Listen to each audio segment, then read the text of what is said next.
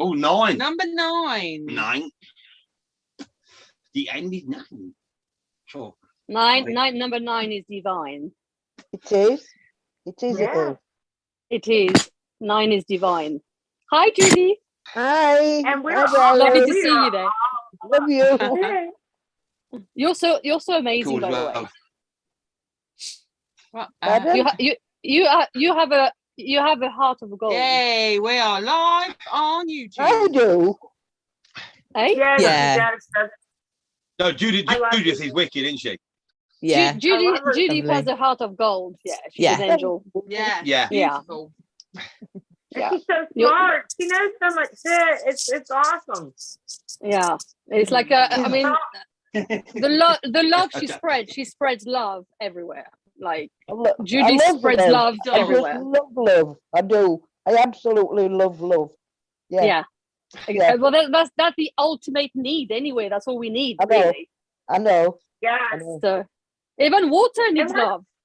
It does. It does. Yes. Oh, yes. Talk Yeah. about the 430 first. Okay, so Oh, yeah, so me. basi- Oh, okay. Lucy. oh, sorry. Oh, me. Who? I No, don't know. I'm just. Anybody. So we were just saying that we were just saying that the music frequency has been changed, and it used to be 432, and then they changed it to 440, and 440 literally is soulless. There's just nothing there. So that's why the Yeah, music in definitely. radios of our children, our teenagers nowadays, what they listen Mono. to, there's just nothing. So It's like a that's mono. what- yeah.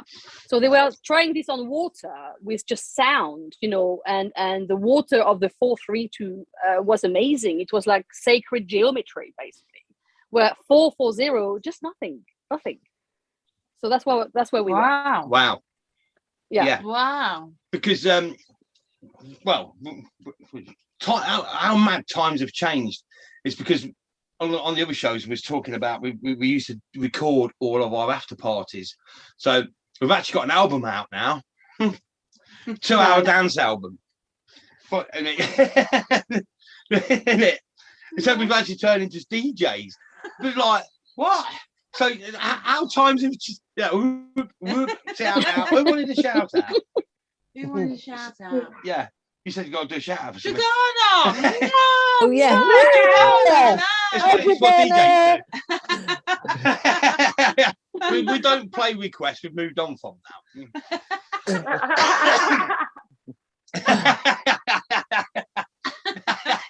Can you play? No. No. But as we spoke about before, ages ago, about the double beat, and it's been stolen or made illegal because it's like a helium frequency. Yes. We was looking into this 20 years ago because we just got guided that way. And then we was looking for music to play, or we knew that it all went wrong in like after 95, 96 because of the double beat that got made illegal. So we was looking for sort of like, And the music license got really cracked down on imports and all sorts, didn't it? Yeah, it's a criminal offence to make music with a double B, which is like bonkers. Yeah. Kind of money, So- isn't it? Bonkers that you're not allowed to listen to what you want to listen to. But youngsters don't understand this. Yeah, and there's a lot of Yeah, people they that don't understand it. I mean, yeah, but of course, when we was on our travels, when we first started looking into this, we was going around charity shops, and we started randomly finding hundreds of 90s to 96, 94 house music white label in charity shops. So it was still wrapped up. never been played. Never been played. What's Of course, white we used to label buy then? them. What's white label? White label. White label is where it's not been sent to a music company and it's not been produced. Oh, A white label is like usually they get pressed, usually in Germany, and then they come into like they're given to DJs to play out, to see if they like them, see if they're like a test thing, really, right, to see if people like it, and they have different. They have all the original artists that used to do sort of like the mainstream stuff, but they do these white labels, and they're 12-inch white label. So of course we found all these white labels and started bringing them home and started playing them. We're like, wow, the sound quality and everything is like amazing. You know, for like a vinyl. And the tracks were absolutely banging. Every single one. So it was like, my God, this was like in like 91, say 94, 96. A lot of these tracks. This is like awesome. A long time ago. Yeah. Of course, we were mixing these in the early 2000, putting them together, but they actually mixed themselves. So I knew years ago DJs was mixing a different type of music because there was more off the tits than the crowd. So so I knew full well they couldn't be counting the beats. They couldn't be going to do a mix. They could only have been doing it by touch and feel. Because you'd be like, was that 1, 2? What's my name? Do you know what I mean? Because I'm that far. Don't know what my name is, let alone counting beats to do a mix. So I knew because of what there was on, there's no way they could be counting beats. So how was they doing it? So basically we started investigating, didn't we? And trying to find out how music used to be mixed back in the day in a nightclub where you could, even the DJ didn't even know his name because he was just as hammered as the rest of the crowd. Yeah. And then obviously we started looking at the different types of music, but you could hear it in the music. We'd have one of these white labels on, and it was pitch perfect, absolutely so clear. But then they play louder as well. And then you put like a newish one on, and it played like mono flat, and the two wouldn't mix together. They bounced. They didn't want to go together. It was almost like the ones with the double beat would hold himself together, but if you would merge together across the fader quite happily and then fit together as one track, almost like Phase and Fable. You start off with one word and by the time you've gone through all the words, you've gone through the whole book. It's the same sort of thing. But the other ones, if you try to push them together, they just bounce apart. They would not stitch together. They would and slide back out again. So we knew there was something wrong with it or missing. But then because obviously we can see the energy. When I put a new track on and looked at the speakers, you could see the energy coming out the speakers, and it was just like a little trickle going straight up out the speakers. It was doing nothing. But when you put the old music on with the double beat in, it was like boom, boom, filling the actual room full of energy. And then you flick it back and put a newish track on, and it was like back to trickle again. So we knew there was something seriously wrong with the music. And then people used to come back to our house as the after party afterwards.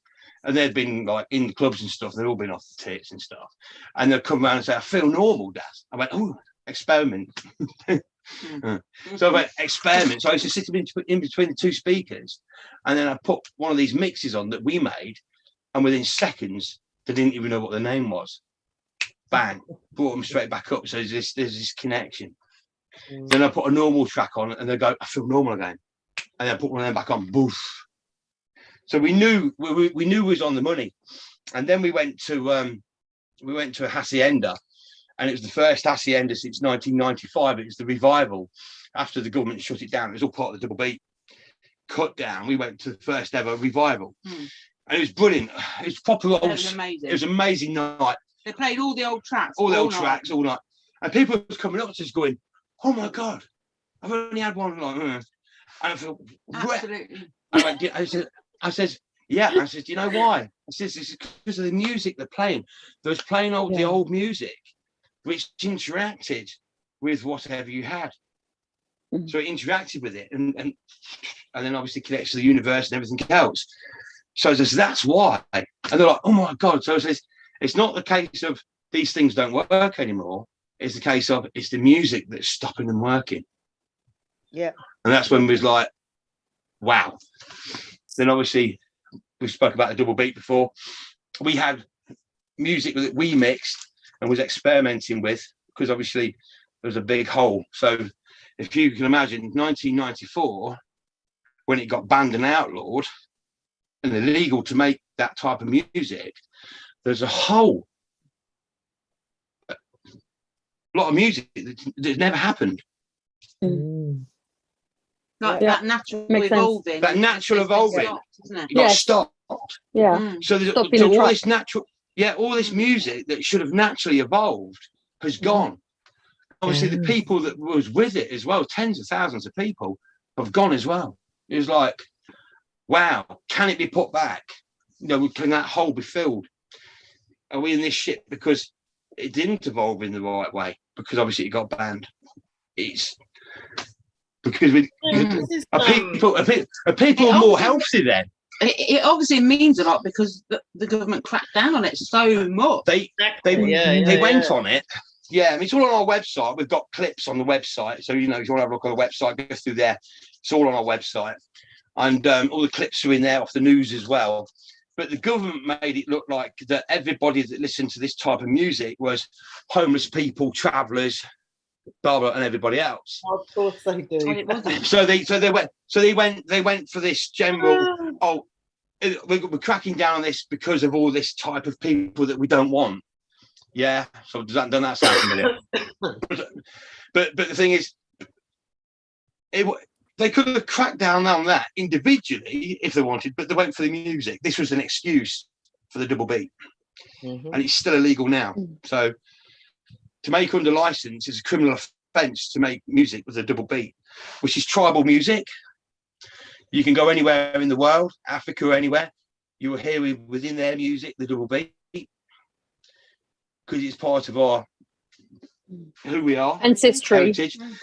And also they play that music because that music that they've created over thousands and thousands of years is because it's the universe talking through them where the music's come from. It's like the beat of the universe. It is the beat of the universe. It is.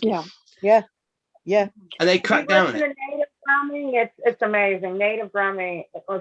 I'm sure you found their videos on YouTube or even their flutes. They're just amazing, and you can feel it that they're connected to the earth and they're putting out that energy.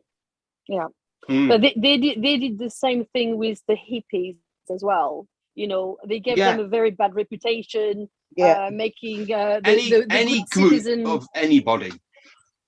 Yeah, exactly. It's any group.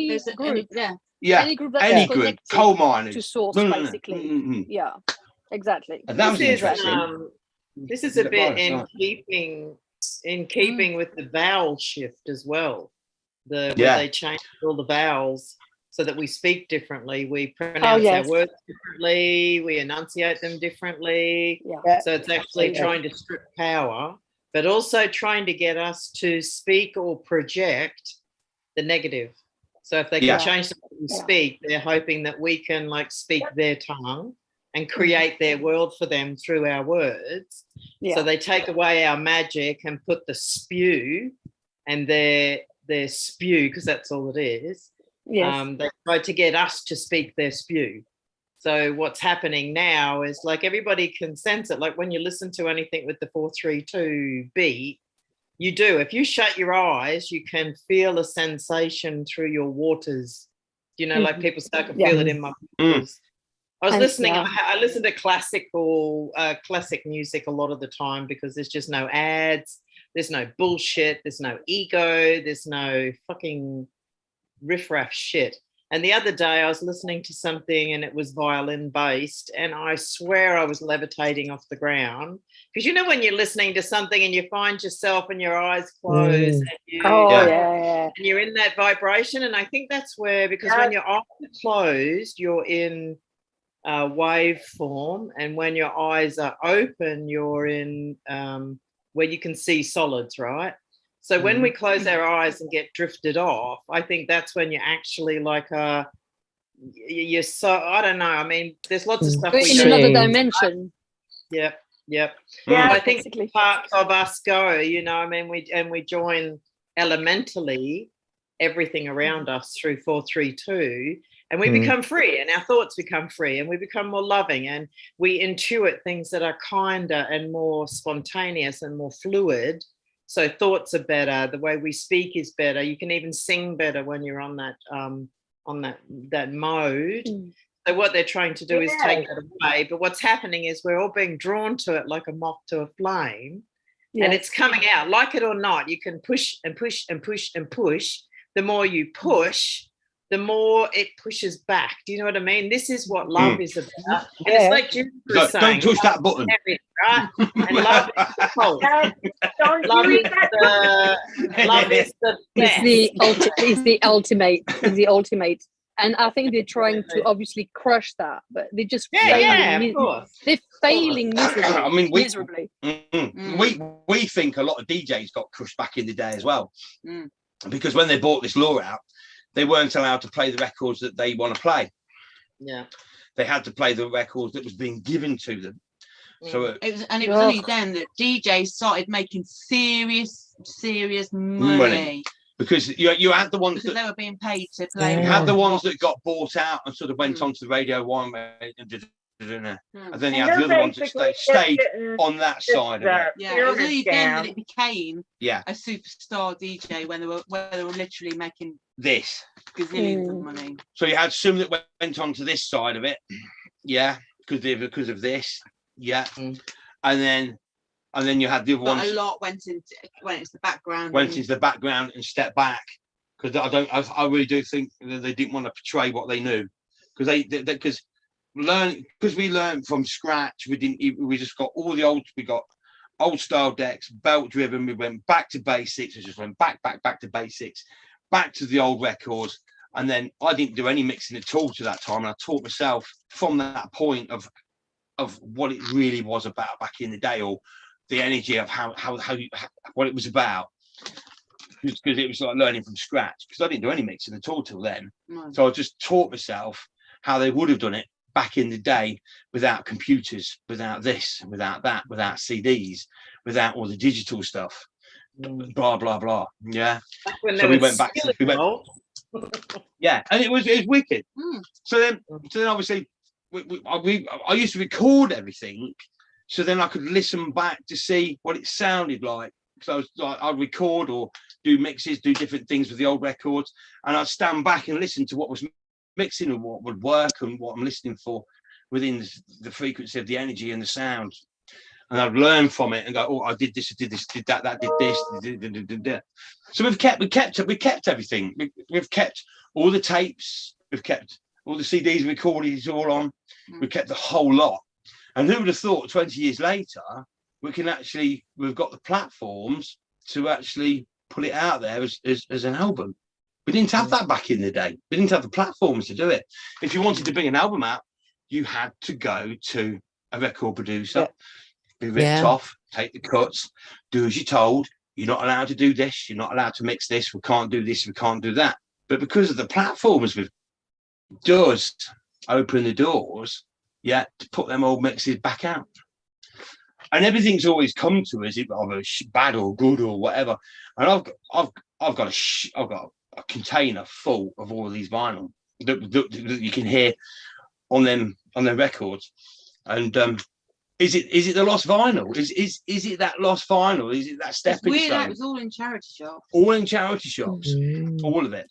Most of it was unopened. And I said to you, didn't I?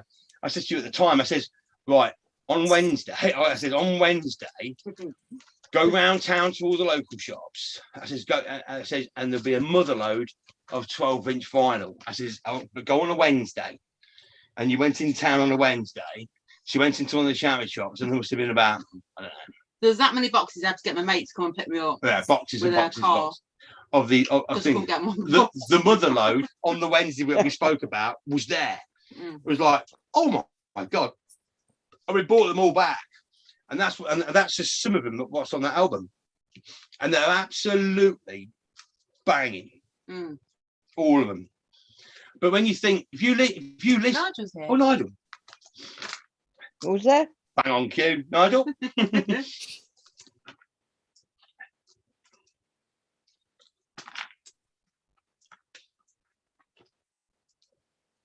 Who must have known we were talking about 4:30? Hi, Nigel. Hi, Nigel. Hello. Hi, Nigel. Yeah. Well, talk to Nigel about it. He knows more than me. Hi, Nigel's picture. I think he doesn't realize his mic is muted. So the question is, you have a CD player? Do you have a CD player? Is, was it? yeah. Do you? I've got no CD player here.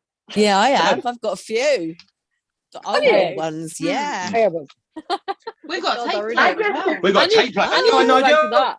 Here he is. Hi. I've got a record. Nigel. Hi, Nigel. Oh, muted. Hi.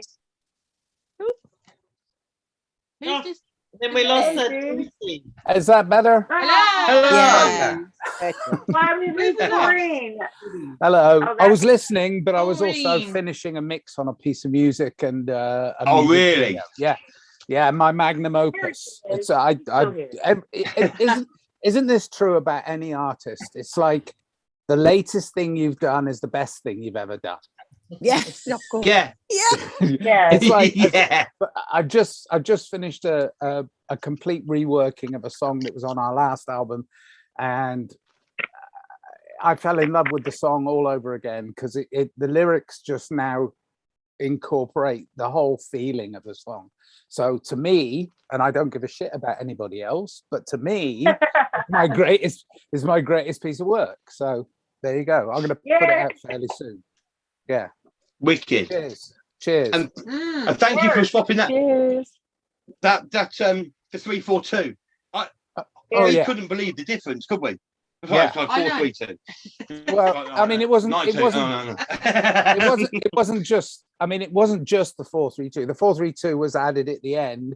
You know, the frequency change, but it was that I have a mastering program because I mean, this is what I do, right? So I have a mastering program, and I gave it a boost with a dance mix EQ and a mastering program that brought out there's a setting, but I change it slightly, but there's a setting that brings out house music. It brings out the beat and the rhythm.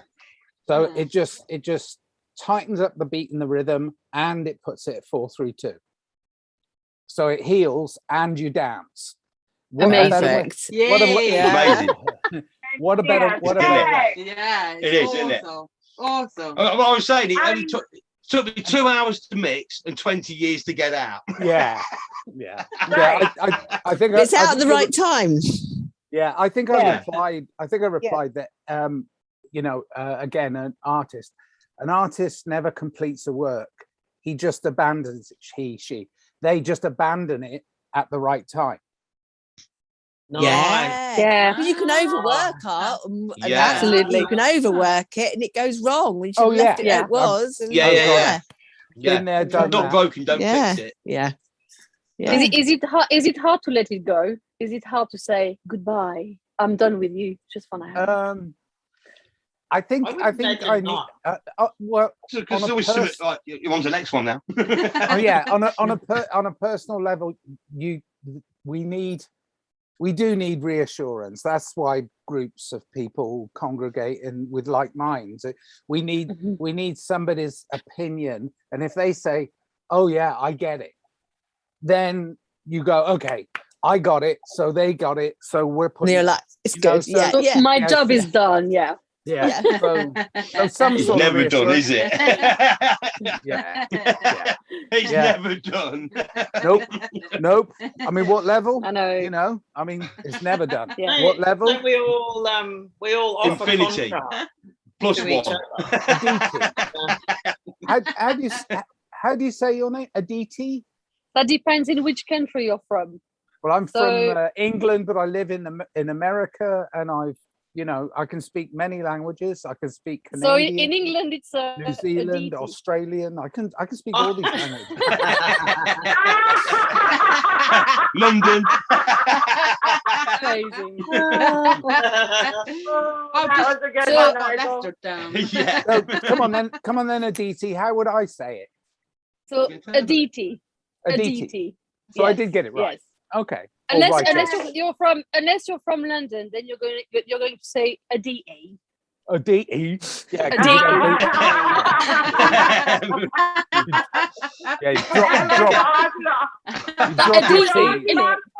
Intimate. How would I Hang in. Exactly. Aditi. Oh,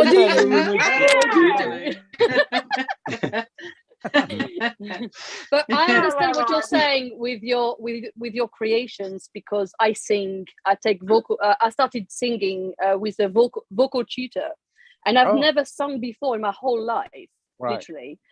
And I had that voice in my head saying, "Give it a go. Just give it a go." Like, Yeah. And I took 20 minutes of free consultation with her on the phone, and that was up.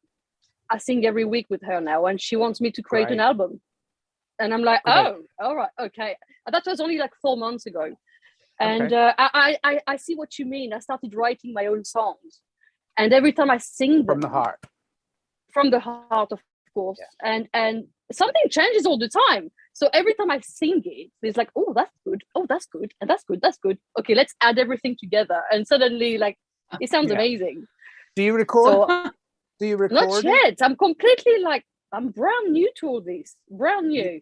Only 4 months ago. But you do record your vocals and then listen to them back? Okay. No, we will. That's what we used to do. We will start doing that. Absolutely. Yeah. I was just dabbling. To be honest, I was just dabbling into it.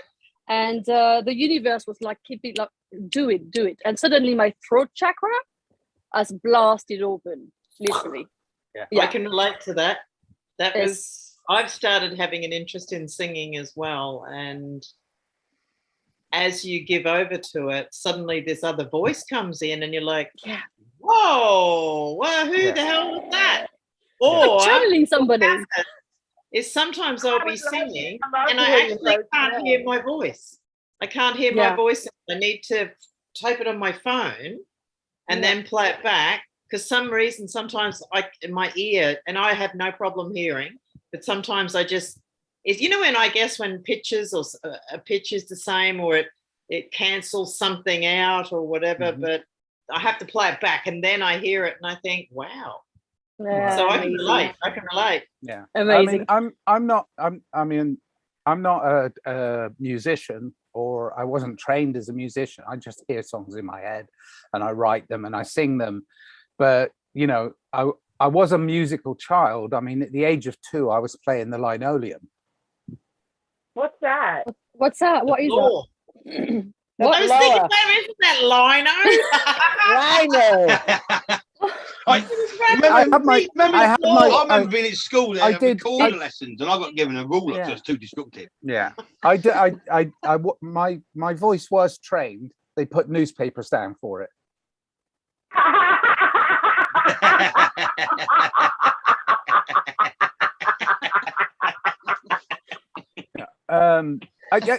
Since I've been doing this for 30 years, I just got up and sang. I just didn't give a shit, right? So I did it. My voice is not trained. But it's coming from the heart. I mean, I've put compassion, and I've never done a cover version. I've always sang my own songs, right? So that's, to me, it's like, it may be shit, but it's my shit, right? So I'm okay with it. But that's good. Every musician I've worked with who's a trained musician has said to me, "Oh, you really ought to have lessons. You're very pitchy. You're on and on." And I said, you know what? I'm fine with it. If you're not fine with it, then you want to, go in there and work it. You want to go in there and tweak around with it and stuff and use these pitch corrections and all that. Go ahead. But if you think it's improving it, I don't. I personally think that I sang it from my heart. So that's raw, isn't it? Yeah. It's like putting it. It's a bit like putting it through the machine to make it sound like everyone else's. Yeah. So it can't be different. If you listen to all 60s and 70s music, a lot of them have nothing. They just, it's nearly like they're just a step above talking quickly. So and some of the greatest songs, the singers are just the folk singers. There's like, I can't think real quick because I don't like the genre myself, but a lot of them are just shit singers. But because they sing something that matters to them, something that they can feel, and something that they can give you the energy of, it makes it really cool. So Nigel, I can understand. You mean yours would lose every message that you were trying to give would be lost in this tweaking and auto tune and take this out. And it's like a sentence and taking out all of the vowels or all of the words that are under 3 letters or under 4 letters. Suddenly you get this garbled mess that means nothing. And we already got fucking loads of that on the radio now. There's so much of it. We're flooded with Oh my God, the radio. Flooded with you can set your clock by the radio. They have the music on at the same time every day.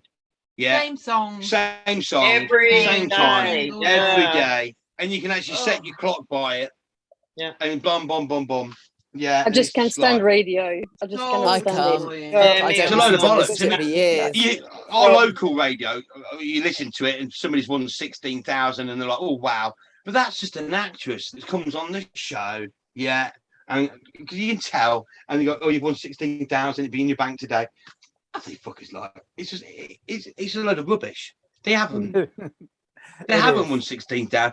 They've had an actress that works for the radio show that comes on and it answers a few questions, easy questions, and wow, you've won £16,000 and it'd be in your bank today. And you just see yourself, what a load of fucking bollocks. Yeah. The sad thing is, like here in America, for DJs, I know this because I have a few friends that are in the DJ business, and it's like they've been drummed out. Like, okay, music is played on the radio. They're not supposed to do this, but the reason why you hear the same damn thing over and over again is they're actually paying for it. They're paying. They're not. It's Payola. But they're Payola. paying. It's part of the mind fuck too. Part of the mind fuck. Everything is planned. We used to think there was so much spontaneous things happening. Well, I did.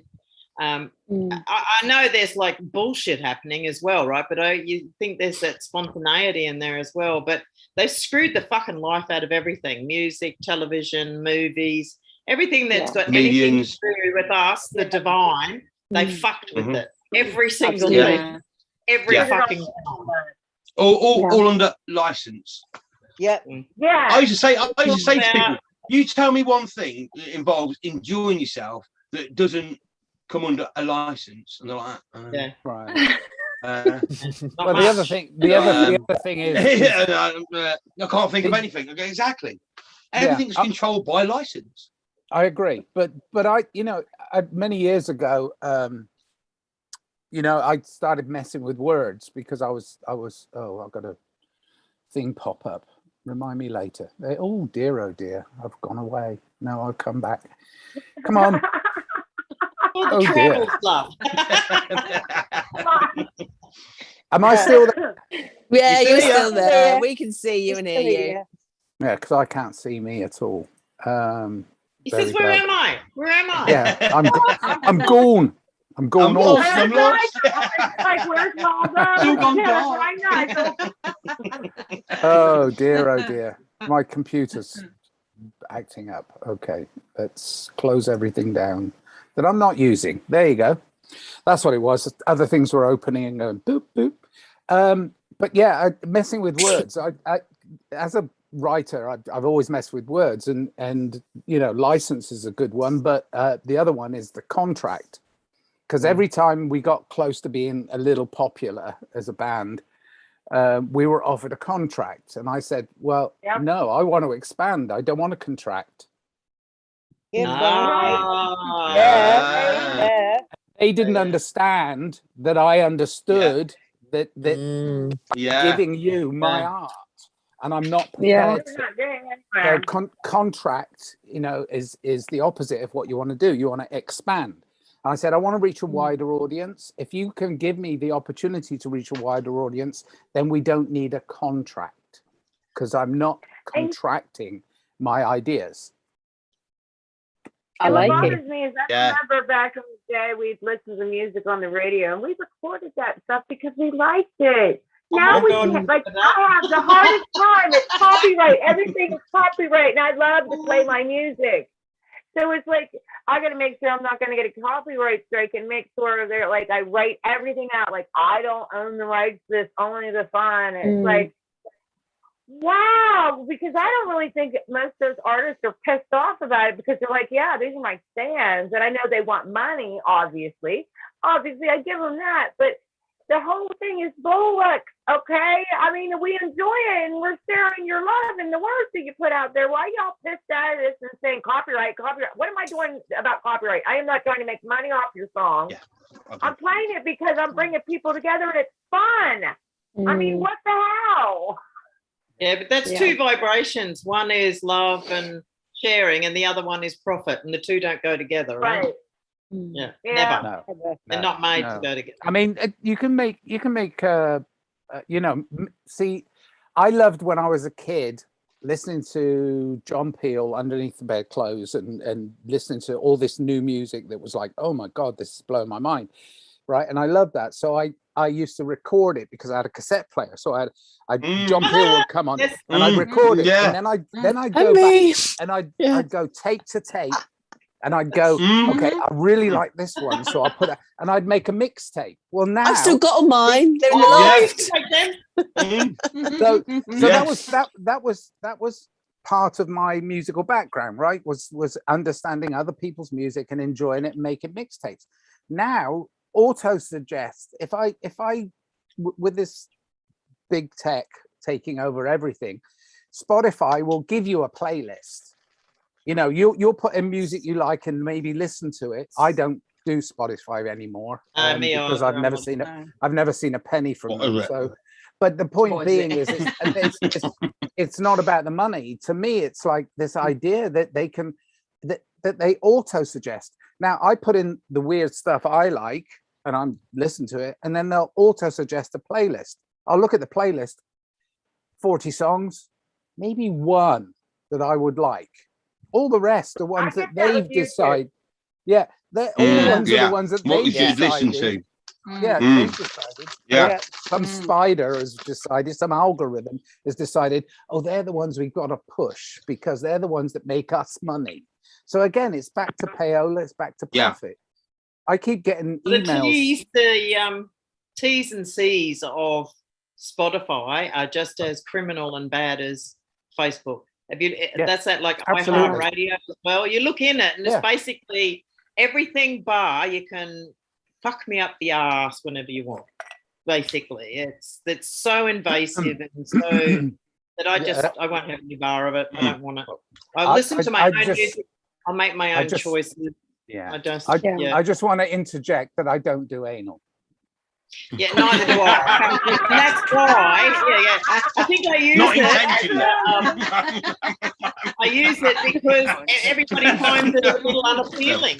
Yes. Yeah, it is unappealing. Yes. But you know, Cheryl, this is such a great group. Laughing. What you were saying about the singing, you know. Can you hear me? Yes. Yeah. Okay. I was We're not listening, no. Go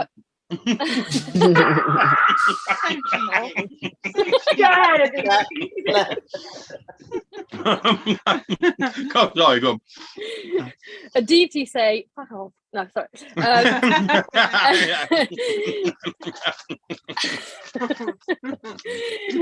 So when I started singing only 4 months ago, so I don't know anything technical, literally. I don't know how to read music. I don't know anything. I just sing, right? And my tutor has two very, very different clients. She's got me, who doesn't know anything, any technicalities, nothing. And she has her other one that knows all the technicalities, but doesn't sing from the heart. Yeah. So she's got basically two polarities. And when I asked her, I said, do you want me to learn the technicalities? She was like, no, don't learn the technicalities because you are singing so much with passion from your heart. We want to keep that. And I thought that was amazing from, coming from her. Where our other client is really struggling to actually sing from the heart, which basically means his heart chakra needs to open up, right? So I feel very blessed to be able to just feel the music, sing it from my heart, but knowing fuck all about anything. Yeah. Well, see, that's good because you don't know when you're not doing it correct. So you just buzz on through anyway. You're doing it. Well, some people do it because it's fashionable. Yeah, we noticed that clubbing. We went clubbing because we loved it and we loved social life afterwards. Which was born to do it, as in like clearly. We loved what we did. We loved the social events. We loved the after parties. We loved everything about it. But there was a lot of people that did it because it was fashionable, but they didn't really enjoy it. Yeah, you know absolutely. What I mean? And you just know it. Yeah, you can tell. You can tell. Yeah, and that's what you've got. You do it because you love doing it. It's the whole thing where somebody else is doing it because it's fashionable. Yeah. When I sing, I'm amongst the stars. I'm among the stars. Sorry to interrupt. Yeah. I'm just like when I sing, I'm just like among the stars. Yeah. I know. It's like I'm a part of the universe. It's like I'm just a star amongst all the stars. It's a beautiful language, isn't it? It's like music is one language, singing is. I find it so well. There you go. You can be anywhere and just start producing music out of your body, and all different kinds of music. Because I find when I'm really relaxed, harmonies fly out. Like I can sing the strangest harmonies to stuff and start, like might be Hall and Oates or something like a really old song, and I'll just be buzzing along. Maybe I'll be, having a smoke.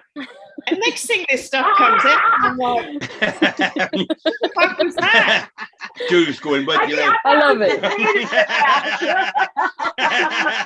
I'm coming. Brilliant. You see the background packing a suitcase in a minute. What about Judy? Do you sing, Judy? Do I sing? No, I haven't done for a lot of years. I do in the car on my own or with the kids. I don't mind with grandkids. I sing there. Yeah. Brilliant. Because the elder one says, Shane, Nan knows all these words. She's word perfect. I think, well, you can sing the Elvis songs. I make them listen to Elvis. Brilliant. I love Elvis. I love Elvis. My father had coal black hair when he was younger, and in my mind, as a little kid, he was Elvis. We would all sit, me and my sisters would sit on the floor like his little audience, and he would sing to Elvis. But in my head, he was Elvis. And the day and this is really kind of sad, the day my grandma told me that he passed away, my brain was like connecting the dots. I think that's when I realized that was like, oh, wait, but that's in the other room. Oh, Dad really is Elvis. That was just like, I was only like 9 years old, and it was just like, oh, because he did. He would sit there. We'd sit like his audience and just listen to him sing and sing his beautiful, beautiful voice. It was just so fun. Do you remember back in the day, a lot of people out a lot of these artists had good voices? All sort of like died young or yeah. Well, a lot of them got killed. You mean? I knew I wasn't going to be popular because I didn't die at 33. I'm surprised I made it this. Or 27. Get to our will. 27. Yeah, 27 and 33. Yeah. 33 is a good number. Yeah, it is a good number. But 27. 33. Yeah. 33. Well, I mean, a lot of. We're not talking about the 33rd degrees masonry. We're talking about the divine 33. Yeah. Everything has been inverted, right? So 33 is a good number. Do you? Yeah, because about the Abracadabra clock, because that's got 33 on the new clock when it goes out. Oh my God, it looks so amazing. It looks wicked, doesn't it? And I said a long time ago, I was convinced that there should be 33 days to the month, which would give you 396 days to the year. Excuse me, do you have your whiteboard, please? Can you explain this on the whiteboard? Yay! Finally, Disney got a whiteboard!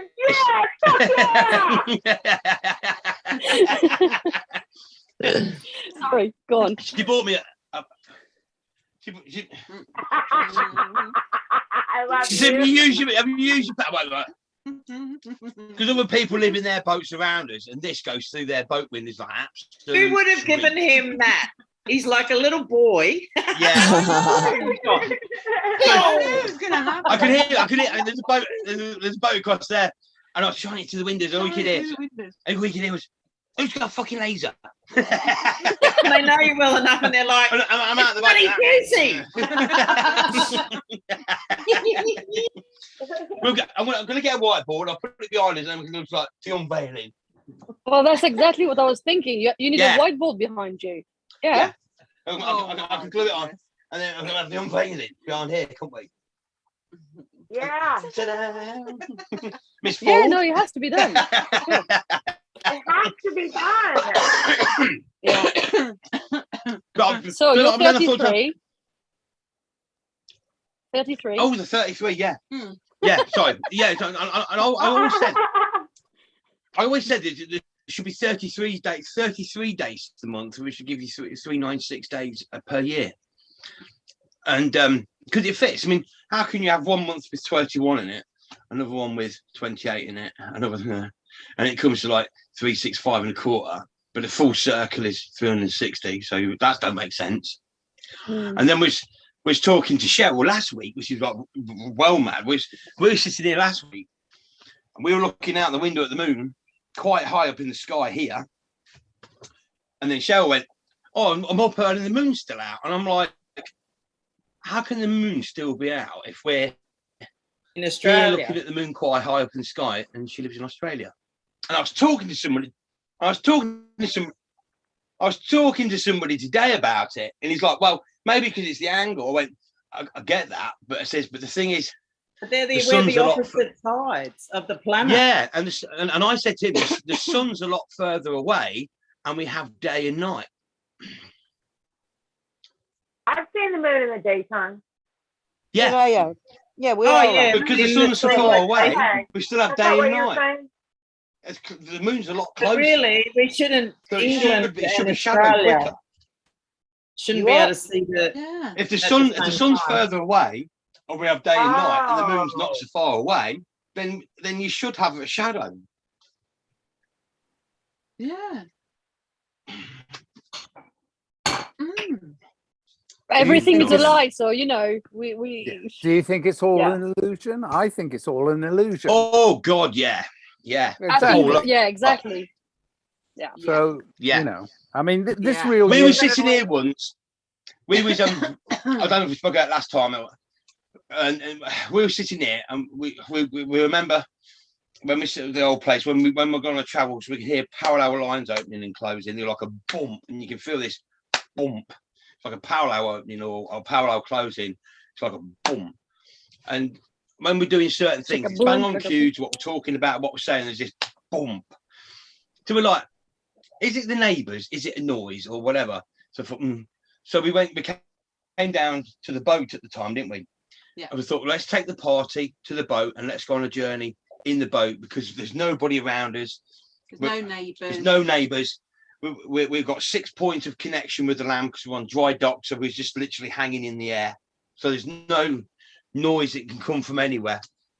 Went on the journey, all of a sudden, bump, knock, bump. You could hear the parallels banging away again. I was like, wow. So then parallels that we can hear in the house, it's the same noise in the middle of nowhere. And some of them are almost like on a squeaky wheel, like it's almost like metal on metal, and it's a real weird noise. It's like they pop up when they're opening. Yeah. But you can actually hear the really are boom.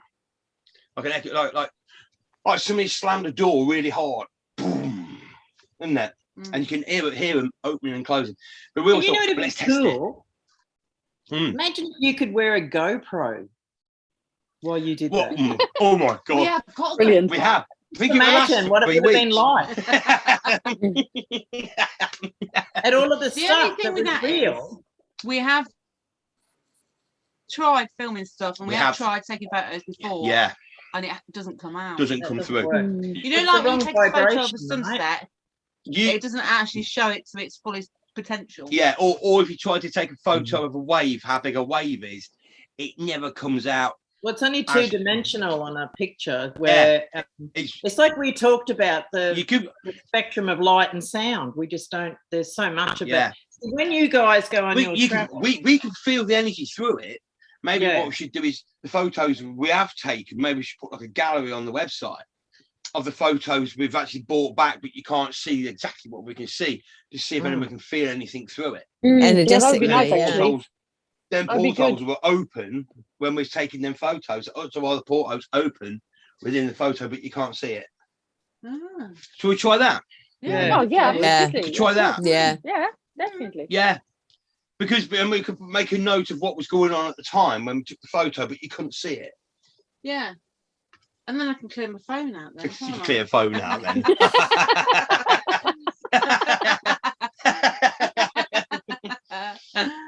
But like we're saying, we've been talking to some wicked people this week. People get in contact with us. We've had some wicked conversations with people, and it's nice to know that because we're sort of like the way out there gang for what we talk about, but it's not way out. But it's nice to put a platform out there. But it's nice to hear others' experiences of the same kind of way out there. The same kind of way out, which is it's been amazing. Yeah, which is like an organic. It's just more organic than this spiel that's out there. And we've spoken to some wicked people, and it's triggered a lot of our old memories up as well of other things we've been on, because we've been doing it for like 20 years now. So when I was talking to someone, we was actually saying that we started our journey against this corporate 20 years ago with the banking and this and that, and that's where we are now. So we've been constantly doing this since 2002. Yes, but you haven't put yourself out there. We've got. Have you put yourself out there? But there wasn't the platform in the day to do so. Yeah. Okay. So of course. We judge everything on today's sort of technology, but like we did this 20. We was battling the banks and the corporate 20 years ago, but that was a toe to toe. You had to write a letter really, and you went in with a letter. Or you went to a meeting. Went to a meeting. And you sat in with these people face to face. So we've done, and then when we get to where we are now, we realise who we met back in the day. And they're I know we said before, but we'll say it again. They are not people to be scared of. I don't even think they've got the power that you think they've actually got. Yeah. Because once you challenge their system and their physical, they shit themselves. It's almost like you can see that scared little boy, terrified boy in them. Yeah, like is it like the little man? Yeah, it's like the what is it? It's like the small king in Shrek. In Shrek, you've got the small king and he's tiny like this, and he scares everyone. And they shit it because their system that protected their wimpiness has been challenged and it didn't work, and now you're physically standing in front of them and they don't know what to do with you. But this is why we've always said, who do we work for? Do we work for somebody else? And we've just got this mental block of who we all work for, and we're like, do you know what I mean? Yeah, knowledge is power, basically. But then on our travels, somebody's looking after us all. I always say on our travels, when we've gone on some other travels, some of it's quite on the edge, like because you're I think what it is, the energies put things in front of you, so you deal with different sort of like negative sort of problems and pictures and stuff. So you get the strength out of all of that. And I've always said on some of these travels, and it really does on some of it, it's like a live die because you've got what you're dealing with, and then you got the nice things out of it, but you've also got this horrible bits. It's almost like the pictures, because it took me a long time to realize I wasn't blending energy. We don't blend energy, we blend stories. So we blend stories, and then the energy is created within the story, which makes sense. You can't have energy without the story, and that's why all of us are very, very good storytellers. It's just an old way of universe building, is where you blend the stories together, and then the story creates the energy and then creates the physical within it. And that's why I think of the energy. All this energy that was coming to me when I was blending together, it took me ages to realize I was blending stories together, and then the energy is created within the stories. It's not the outside of it isn't energy, it's the story. So where we all sit talking tonight, all different stories and everything, we're blending stories together, which then creates the energy within it and then creates a physical form out of that. We all move on from it. And the universe is quite similar. It took me a long time to realize we blend stories, and then the stories then contain the energy within, and then we put ourselves within it. So that's why I said, you know, and that makes sense. Is what effort you put in, you get out. Whatever you put in, you get out. Yeah. And it also makes sense about stepping back from this mainstream of what's going on, and be careful and look in to it, not out of it. And I was trying to explain to someone the other day, and it's been wicked talking to loads of different people, because it makes you explain things in a different way that somebody can understand something. I was saying it's like if you're at the bottom of a swimming pool looking up to the top, you've got that pressure on you to get to the top, to see out to the outside, to that volume of water. But if you're sitting on top of the water, looking through the water, you're still looking at the same volume of water, but you haven't got the confines of it, because you're on the top looking through. You're still looking through the same volume of water. Yeah. And so it's easier to do it from the top looking down than from the bottom of the swimming pool looking up. And that's about the best way of thinking, because we have to be so careful, because we are part of the creator, or the creator line, where everything's created. And like you said, I feel that we're down here because we're like a battery. You know what I mean? And this is like a battery, and this is like a battery that keeps everything going. This is and because it keeps everything relevant to and from, keeping them here, because we keep it going. So to be looking from that top of that water looking in, we've separated ourselves from being in it. Being in the filter. Yeah. That's why I said ages ago, we're out. We're not in anymore. Everything is out. Even if you're in, you're out, because it's on the top, looking down. And that's why when people say I'm under pressure, because you're bottom of that swimming pool. I've got weight on my shoulders. And it's, you know what I mean? Yeah. Your eyes are stinging because it's. And we live in an aqua universe. Yeah, and we live in an aqua universe, because this is like a. You know, it's like air, but it's almost like an aqua air, and that can be pressed on you. Maybe that's what causes a lot of the cancers. It's an external pressure from the outside pushing in. I'm not big on illnesses and stuff, but I think a lot of it is a cell that actually thinks it's been damaged, so it carries on repairing itself. So I think that's. Disease, isn't it? Disease within the body, and you actually create it by carrying things from past. Carrying things from. So that cell thinks there's something wrong, so it keeps on repairing itself, even though it's not wrong. So it's doing the right thing. But it keeps doing it till it becomes a cell out of control. Yeah, because it can feel the pressure, because it can't actually see it. It can feel the pressure, but it can't see it. So it's being damaged by this energy on it. So because it can feel it. So it's like, I'm damaged. I've got to keep repairing, and then cut it away, but it comes back because that pressure point is still in that same spot. That makes sense. Does it mean? Because you're in it around you. Yeah. And then as soon as you go and see the doctor, he says you've got 3 months to live and to die. Because they're like, oh my God. And they're giving all their everything to that. And, they created with their thoughts and feelings. Yeah. How many people are walking around with a defect or something, and as soon as hospital get you and you go, oh my God, I'm going to die, and you do. Because you create that. Give up. Give up, don't you? You've been told you're going to die, so you believe it because you think trust the doctors or whatever, and then that's it. Yeah. I've been saying this, and then as soon as you reach the ages of like 50, you start hearing the commercials about insurance. You know, the government's going to give you insurance because you've reached such an age that you can get that now, and you qualify for it. So there must be something wrong with you because you've gotten old because you're 50. So everybody gets that mindset, and they think, "Hey, I'm 50. I'm old now. You know, it's time to retire here soon. So we got to slow down." No, we're still young.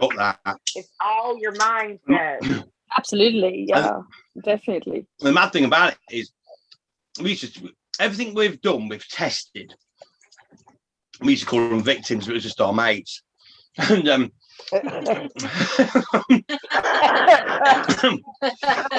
people should come around our house and go, I brought another victim and me and a friend round. In the nicest possible way. You know what I mean? Yeah, I've drank mine. So what else? We used to get a mix mag. And in the mix mag, we used to have photos of all the ecstasy tablets and everything else, but photos. But obviously, because I could see the energy inside the photo. So I used to sit cutting paper pills out. and put them in the box. People used to come around the house. So I used to say to them, would you like a paper pill? And they're like, fuck off, Dad. I said, have a paper pill. I used to give them 2 paper pills of a photo out of a mix mag, and within about 20 minutes, looked absolutely off their tits. To the point, I go, what? To the point, they go, I go, want another paper pill? And they'd be like, don't be so stupid. I've got to see my daughter this afternoon. So it worked. But all it was, it's the energy within that photo that actually, So because their energy is already up, the energy within that photo was in that photo. When I used to cut the pills out and give them a paper pill, they actually took the energy out of that pill and they'd be off their nuts for days on paper pills, didn't they? Yeah. Well, I can see. So I knew placebos, or you got just careful because the energy is in it. So even if this stuff is just fair water, you say you see energy in that. So, but you put the code on it, and then codes then activate the inside. And if you're weaker, you can actually take that on. What? Why are you laughing? What's so funny? What am I missing here? What are you missing? Me? What's going on? I don't know. Adita's got the giggles. What are we giggling about? You had a paper pill, didn't you? Yeah. You got 2 of them pills. No, but it ties into what you were saying. Daz, this ties into what you were saying earlier, though. If you can give a paper pill and it have that placebo or some sort of the energy within that, because you've made the energy, because you put the code on it, you could do the same with the photos you took and give them to other people to look at, and they might be able to get the energy from that. So you say photographs.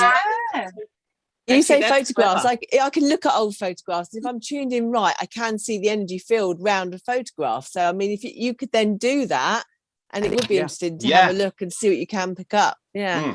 But in music festivals, we've also had a parcel from St David's, I think, as well. No, I don't know. So, we might have. I don't know. I don't know what it is. 2 small boxes. No, none of the things. What other things? Oh God, it might be a makeup. When I used to go to Jack, I was just thinking Jack might have come good. I used to go to music festivals. Oh, really? No. When I was a teenager and my early 20s, and before I discovered, pills and all these, I was sober. And I remember the first festival I went, I didn't have anything, but I was literally absorbing others' energy. So somebody you feel it, yeah. Somebody who would have taken ease, well, then that was it. I didn't need to take one because I was on it. No, because you share. You share. I was there. Yeah. So it literally we were just sharing exactly the same. Yeah, exactly. You become the environment. That you sharing. do. You absolutely do. Yeah. And I used to show people. We have a house full of people and they're all like fucking off it. And I go, watch this, because I can see the energy. I used to go to the floor, pick up the energy, and then get the energy and put it above the heads and hold it up there. And then I go, shit, I feel fucking normal. I went, yeah. And then I go, drop the party back down on top of them. They all felt fucking hammered. And then literally pick it up again, feel normal. Is that called the no? And in the end, they're like, "Can you lift the party up, Daz?" I mean, bring the party up.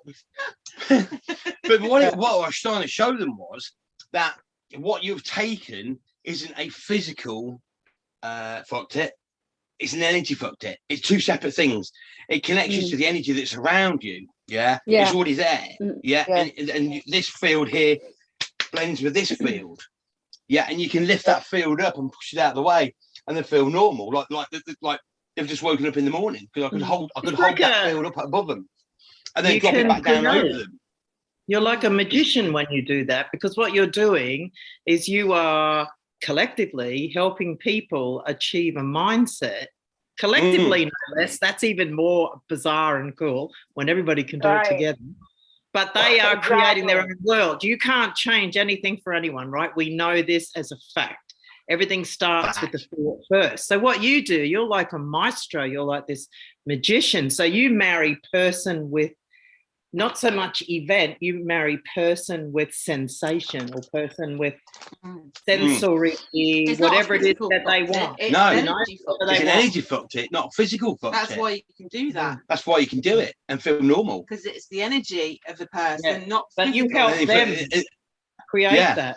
You give them an analogy or an example to work by. So if you say to someone, hey, check this out, I can do this. And you're probably going to push the energy up. You're giving them a way to imagine it in their mind. So you're actually in a positive way. I did a whole bar one giving night. them the spell. Yeah, it was my, wasn't it? It was like, well, the thing is, like I said before, but you know, because I was born with this, because I was born with it, but then obviously the recreation was opening the channels up.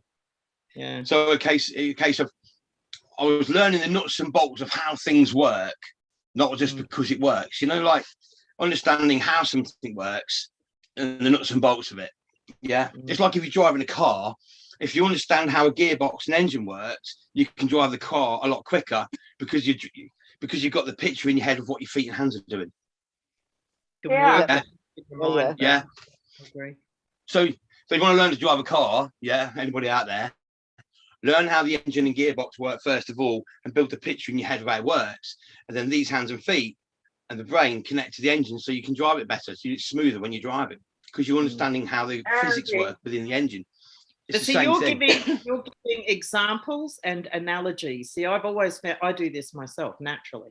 It's a really good way to teach, but we teach people this way. And if you can suggest a way, all you're doing is telling people your way, right? You're not saying, you should do it this way. All you do is you tell a yarn, as we call it in Australia, a yarn, right?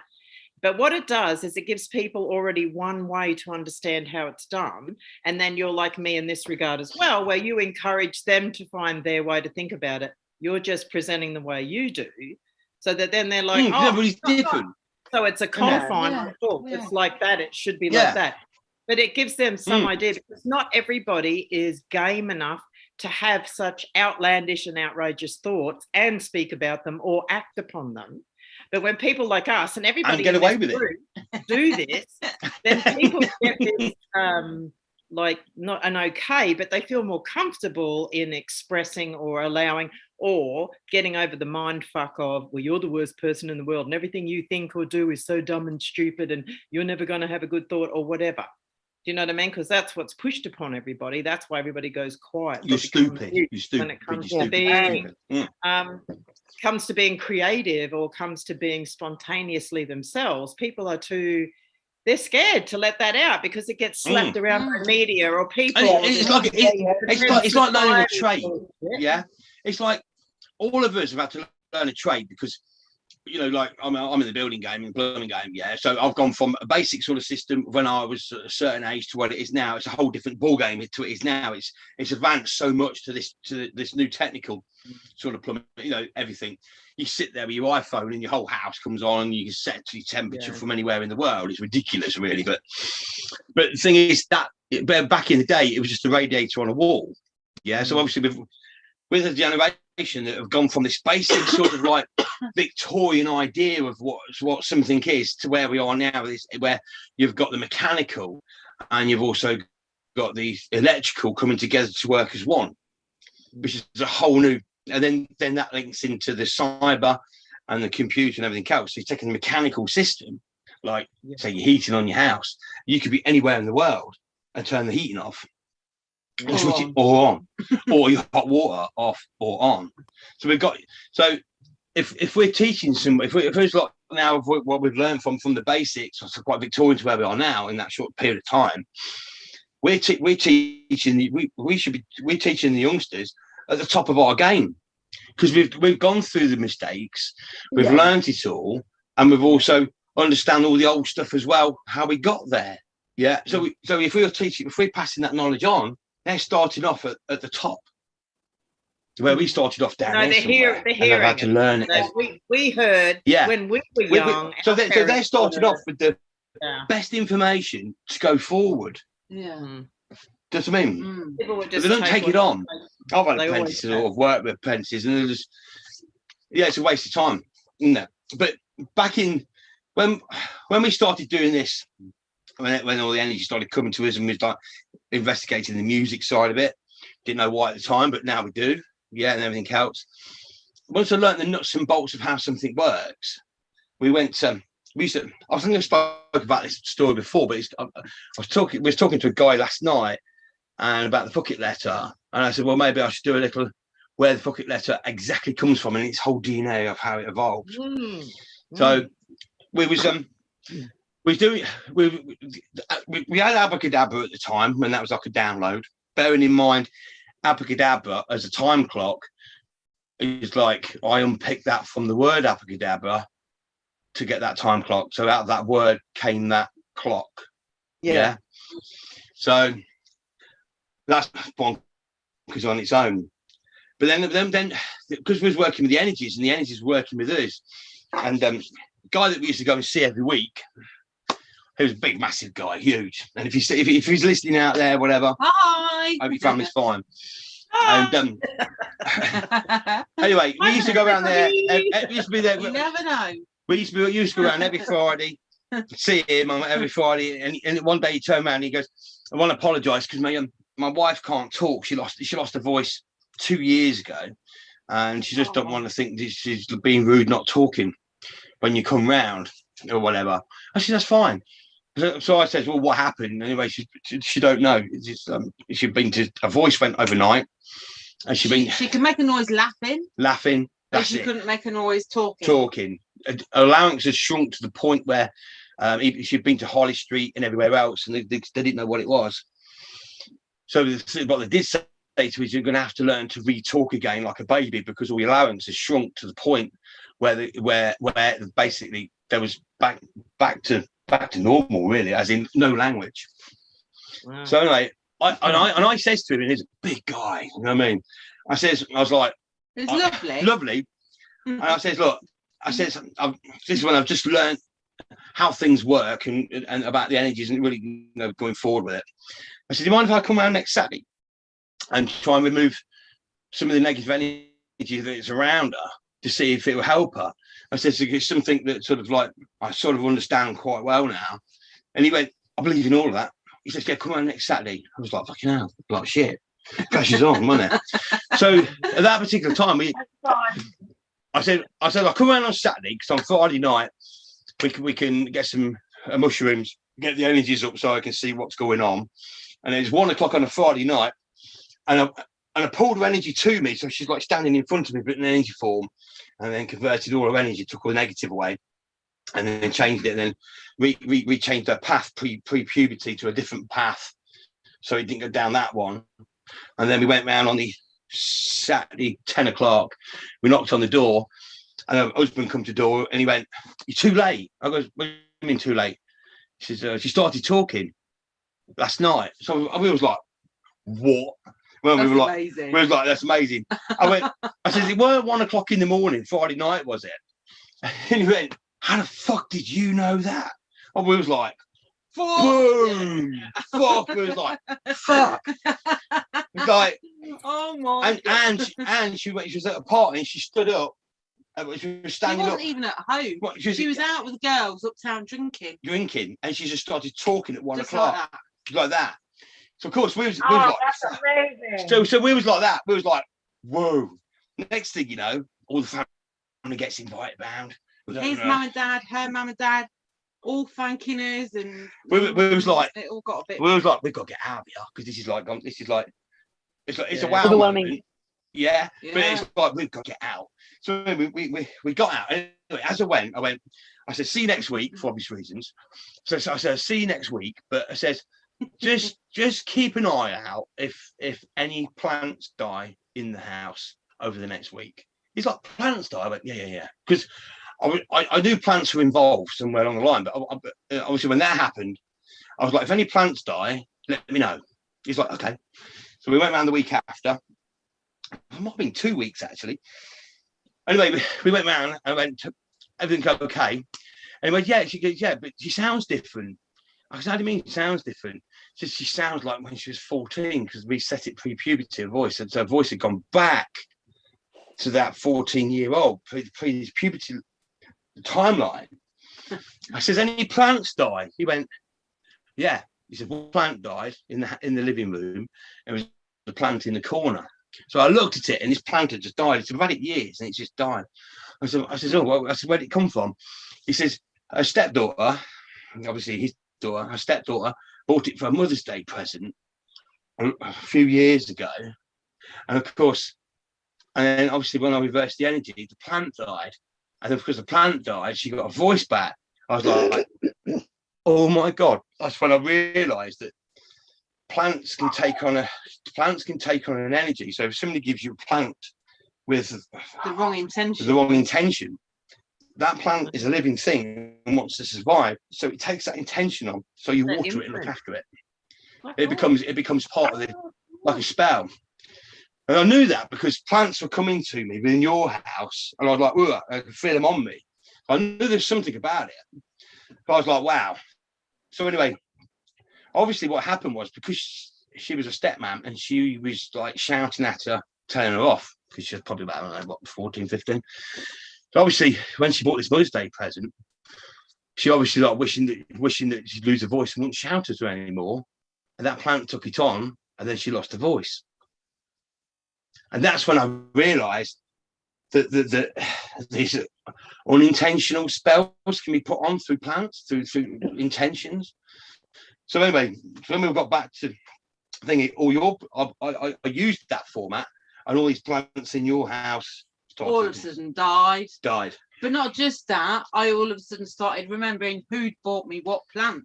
So people says, did you throw all the plants away? We went, no, we wanted to know who bought them. So we lined all the plants up, to see which ones died and which ones didn't, because of the intention behind each one of these plants. So you give you an idea of who that person was. Really is. As these plants started to die. We're like, fucking hell. Very interesting. So one of them, a lot of them, was from your parents. From my mum. Now, and then about a week later, my mum insisted on coming round and taking me shopping. And she wanted to buy me a bunch of daffodils. And by then I knew about the plants. And I was like, I'm all right, thank you. She was like, no, I'm going to buy you them. And I was like, I'm all right, thank you. I don't want any daffodils. No, I'm going to buy you. And she literally would not take no for an answer, would she? No, because all the other plants in the house have died. So it's a case of bringing some more in under control. So I sat there with these daffodils. They're the ones that hadn't opened yet. They were like all buds. And I sat there. Willing them to open one. Yeah, I'm painting that picture. The fuck it. For days. It was the fuck it. When I went fuck it, bang, it fucking opened, went bang. Yeah. And I was like, fuck. The fuck it is a break word. So then all the other daffodils are still in the pot. So I put the same format on them and went, fuck it, and they all started to open in the pot.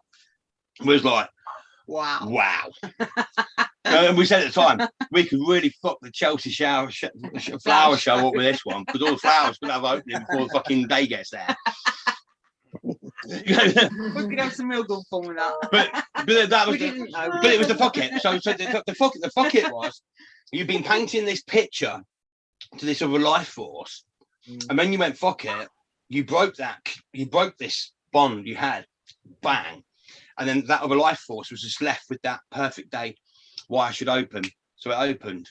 That's when I realised how powerful fuck it as a word was, because of that letting energies go, letting it go, and it really is. Wanting it so bad to just keep revisiting in your head. Oh, I want this thing. I want that. It's like I was saying. So now you can see the intentions of why certain words are swear words, and people don't allow you to use them, and they get offended. So from that, I put the fuck it letter together, which was the spelling and the expel. So, you know, spells aren't froctos and newts, it's a spelling and phrase and words. That's why we did that left in such a way that you're talking to yourself. And the X through the middle is the expel, because you're getting rid of that and taking control of it. Yeah. So, and then fuck it all is the double fuck it, boom, boom, pushing it out. And that is where that letter come from. So it come from a massive sort of like evolving of what we went through with the energies and how it worked in the physical realm, because that's when I realized what we was doing in the energy, we could see that in the physical realm by helping her. And it was like bang, fuck. But you know, all these things are put there for a reason, aren't they? Yeah. You know what I mean? It's put there so you learn from it. Yeah. And boom, boom, boom. So we knew then a very long time ago the power of the energies, Abracadabra, and the whole thing. Yeah, because this was with very little knowledge. You could at that particular point to do all of that. It was still in its infancy of what we was learning. Yeah, and it had the power to do that right back then in 20 odd years ago. So of course we're all learning now. We're all getting, you know what I mean, blah, blah, blah. So where are we now with that power? We've gone past that infinity point. You know, we're at this point now. We're 20 years on, which is like billions of light years in real time. Yeah, but we're here now with that power. But it's almost like even then at that particular point, that's the sort of power that we gave to them, I think, and we was taking it back then to where we are now. So with very little knowledge of how something works or it works, it fucking worked, and I was fucking gobsmacked, wasn't I? When we got back to the house. I was. we got back to the house for people, because there was still a party in our house when we disappeared in a taxi. We've gone back. Where have you two been? I'm like, don't even want to tell you. Let's get the music on. That's all I know. But that's where the fuck it come from. Okay, that's good. That's good. Can I say something? Can I quickly just say, I'm gonna have to nip off. I've got a bit of a headache, so I'm gonna say goodbye. Okay. Yeah. Get some rest. Lots of love. Love you all. See you, Bye. Tash. Thank you so much, Tara. Bye. See you later. Hi, Tash. Bye, sweetie. Bye. Bye. Sorry, Nigel. So yeah. Okay, I listened for a long time there, but I loop back. So, okay, stories are energy, right? Stories are energy. That was something you said earlier, because there is no, it's not like, we know there's free energy, but we don't know where it comes from. But it comes from stories, because so, okay, the energy's stored in a story, right? So the energy is stored in there. But you can reverse the energy of somebody's story from the negative into the positive energy by the fuck it letter. Because this is all about intention. When you go out and you tell a story, all my songs are stories about me or about things I've experienced or things that come to me, right? So they're all, to me, positive, but I've been playing them for years to somebody, I was married to, and so she'd hear them first and she'd go, oh, it's a bit dark. And I'm like, well, no, you're putting your energy on it. For me, it's about, it's a positive experience because I've been through it. So it's an energetic story, but all she could get was dark energy from it. So to me, I was like, okay, well, maybe I need to write another pop song or another, right? But instead of doing that, I used, but it was her interpretation. She put her spin on my story, which was a negative energy on a positive story.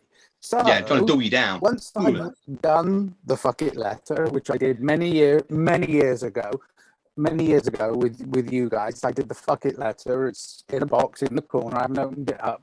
Don't need to. I did the fuck it letter. I recognized that I could reverse the energy of a negative story in others. And so when I come across people who are in a negative story that they're creating, I can infiltrate that, but I do it with humor, I do it with music, I do it with just, you know, by being my own story.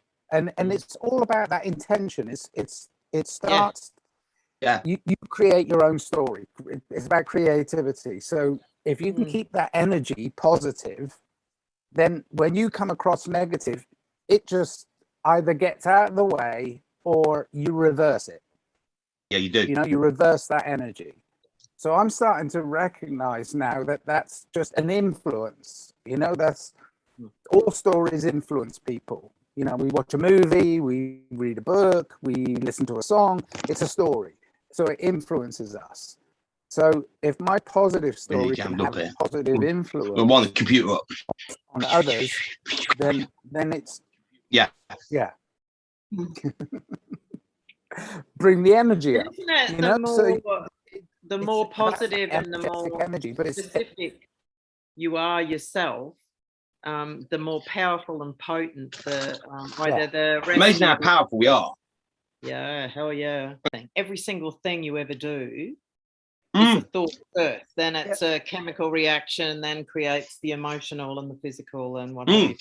So meaning every single thing that has any importance to you or any relevance to you lives in here. It's all about mind movies, you know, and all we're talking about and all we're good at, as it seems, each one of us, is helping people to turn to flip a mind movie from a fucked up story to helping people realize, like, you're the fucking director in here. You're the one that's writing the story, getting the actors, allowing the script or allowing it to go on, allowing the booing and the hissing or the whatever. We're the sort of, we're like a force of people that help flip it to a point where you teach people that it's what's going on in here is what's going on out there. So the more positive you are and the more intentional you are, and look, we're all pretty groovy people. We're just, what you fucking see is what you get, right? Yeah, that's how life is. That's the best fucking energy of all. It kicked me right between the old short and curlies at that time. It's like you become the flame and everyone is just like a moth to the flame. That's how it's been my entire life, is because I just really couldn't be bothered with airs and graces and I much prefer just myself being me and other people being themselves, because then I can understand stuff better and I can understand the situation better. But when everybody gets all contorted and weirded out and fucked up because of pre-programming and brainwashing and this bullshit, that's when misunderstanding, man, is just so easy. Like in a blink, everyone's misunderstanding each other. Yeah. So when you can get back to this essence of, it's fucking how it is, and talking about things like the fuck it letter and you know, music, like you, Nigel, talking about, you know, playing music to your ex. You know, these are the examples that people listen to, and then bang, what are we doing? We're teaching them to go think for themselves. And that's exactly what happens to anybody that's watching this, for a start. Well, it's healing. It's healing, basically. Absolutely. It's healing, talking about the other day, weren't we? Because of who we are, we talk in pictures. We see the picture and we talk the picture and we evolve within the picture. Where other people can't see the picture, can't see the bigger picture, don't talk in pictures. There's a different mind. There's a different. That's a whole other language to them. It's almost like they don't even know that they think in pictures. People have no idea. And a lot of them people send a text that could be seen 8 different ways. But what we talk about can be seen 8 different ways, but positive. Yeah. But they'll see what they put in a text is 8 different ways, but negative. And they go, "What are you sending a text like that for?" It's because they see it one way. They don't see it the 8 positive ways. They'll see 8 negative ways. Your way is very unique. You pair the way you think. I remember sitting and watching the first 2-3 Abracadabra codes, right? And sitting outside on my deck being just fucking so pleasantly blown away and happy. To be listening to these 2 people that syncopate so well, right? you're like two people. You're like twins. You just finish each other's sentences and talk in with each other. Yes, You're like they the do. best. And I remember thinking, just do as I'm told. wow, this is the most unusual way of thinking that I have come across in any human in a very fucking long time. Very long time. The weird thing about it is that's how our journey started, and that for both of us, when that happened, was a kick in the old short fucking Curtis for me. It was like, fucking what? When it came back and we both sat down and went, what the fuck just happened there? You know what I mean? It was like, boom, wasn't it? Yeah. It was really, that was our, not wake up, because we was fighting the banks, we was doing all this stuff it's anyway. Like your passion and your mission.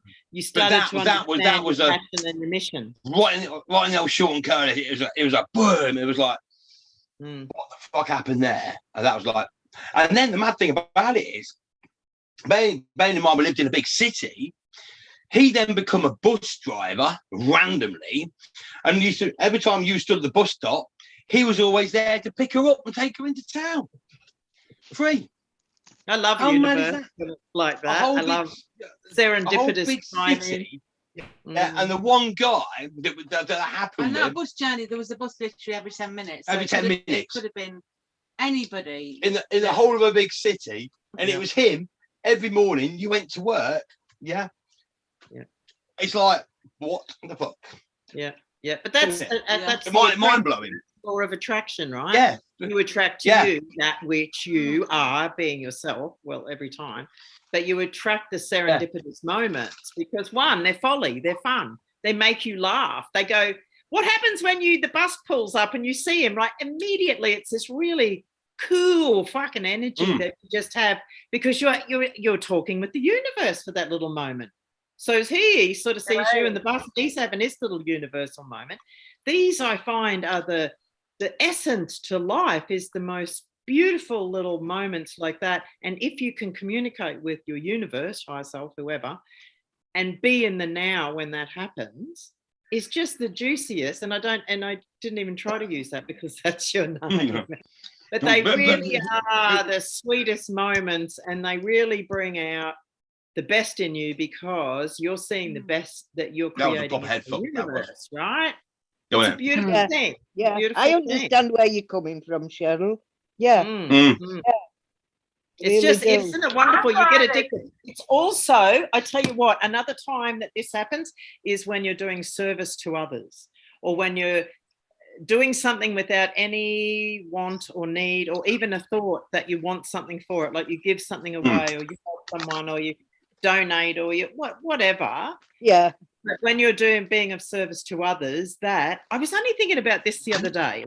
I give away a lot of stuff. I mean, you could sell it, but I really I just don't like the energy of that. I just much prefer to just give it away. I tell the universe I've got it and off it goes. That's what I do. And I've been thinking about different times and different things because I have lots of go-to thoughts in my mind where if I'm feeling a little, I can feel myself, a bit, I have go-to moments and I just go straight to them. And there's been so many times, and I was thinking about it, and the ones where no one knew or they weren't aware were the ones that you get the greatest high that moment. Actually, did you know that it was the study they did at, I don't know where, Yale, wherever. And it was the study of, it was a neurological study on the acts of kindness from 3 different positions, from 1, the person receiving it, 2, the person giving it, 3, the person viewing it outside of the 2 people in the act of kindness, right? And now, so they went through and they understood, and they knew there was going to be, spikes in the brain and the brain reaction, in all the firing. And they were just guessing at who would have the highest, and they're thinking, well, the person getting the thing would be, the highest appreciative value, let's call it that, in your gratitude. And that the person giving it would be the second, and the person watching would be the third, would have the lesser of the brain chemistry. So when they did the studies and they then were looking at the results of it all, they realized that they were really quite skewed, that the person that that got the most, that the brain chemistry reacted the most. It's the watcher, isn't it? It's the watcher. Was the observer. Wow. The person that had nothing to do with it. That's right. Was the one that had the heightened, like the brain went off, like, you know. Yeah. Yep. I remember hearing some about that, actually. So this is what I mean. If you are a really good teacher, or a good yarn, like you, Juicy and Lucy are, then what happens is you are having this effect on, see, just having this chat here, this is the two things, you know, the giving, the receiving, but everybody else that's viewing. Well, this goes to the universe, isn't it? Yeah. Get it from this heightened. This interacts with the universe. Like we're saying, we're finished. All we're doing is talking out our finished sort of like conclusion. Yeah, we're just talking the best. Because we don't know. We never know what we're going to talk about, and we just flow right into it when we get on. We do. Ain't got fucking clue. It's never planned. I mean, we don't talk. We're just sitting there before this. We go online, just fucking about. I don't know what podcast number it is. Never mind what we're going to talk about. 432. I said. 432 words. Actually, that'd be good. You could call this the 432 chat. Yeah. That's what we talk about. You call it chit chat. Well, yeah. It could be the 432 chit chat. I have something to say. Yeah. I have something to say. I'm hungry. Hello. Well, I want my lunch. I made. Oh, everyone's popping up their lollies. My favorite. Oh, I won't say that joke. I nearly did, but I won't. So what have you got, Nigel? Did you make something? Okay. I made a really good curry last night, so there's a lot left over. So I'm gonna go and do myself a curry and rice. Yay! We're going to Nigel's. All right, you want to come over? Yeah. We made our own I'm naan bread last night, didn't you? Leave it. I did homemade kebab and homemade I like bread. Lovely. So easy to do. Oh, nice. What was it? Self-raising. I absolutely trashed the kitchen. It looked like a cocaine bomb had gone off. It was fucking everywhere. I absolutely trashed the flour fucking everywhere. Weren't that? Yeah. I've got a lot to digest. I always heard a message. I've been listening. Sorry, Nigel. I'm a very tidy cook, but no, I mean, I have a lot to digest, and I'm going to eat food. But it's like, from what you've said today, I've got to absorb all that and understand it in my way. So I'm going to have to love you, leave you, and eat some lunch. I love you too, Nigel. Nice to meet you. Thank you so much. Thanks for we did that track as well. Love you guys. Love you. Later. Bye. All right. Lovely. And keep singing. Album 2 coming out next week. Keep singing. Right. Bye. Bye. Oh, okay. Well, send me the album. Bye. Send me the album and I'll master it. I will do. 432 for you. Oh man, wicked. Send me that because I'm after it. Will do.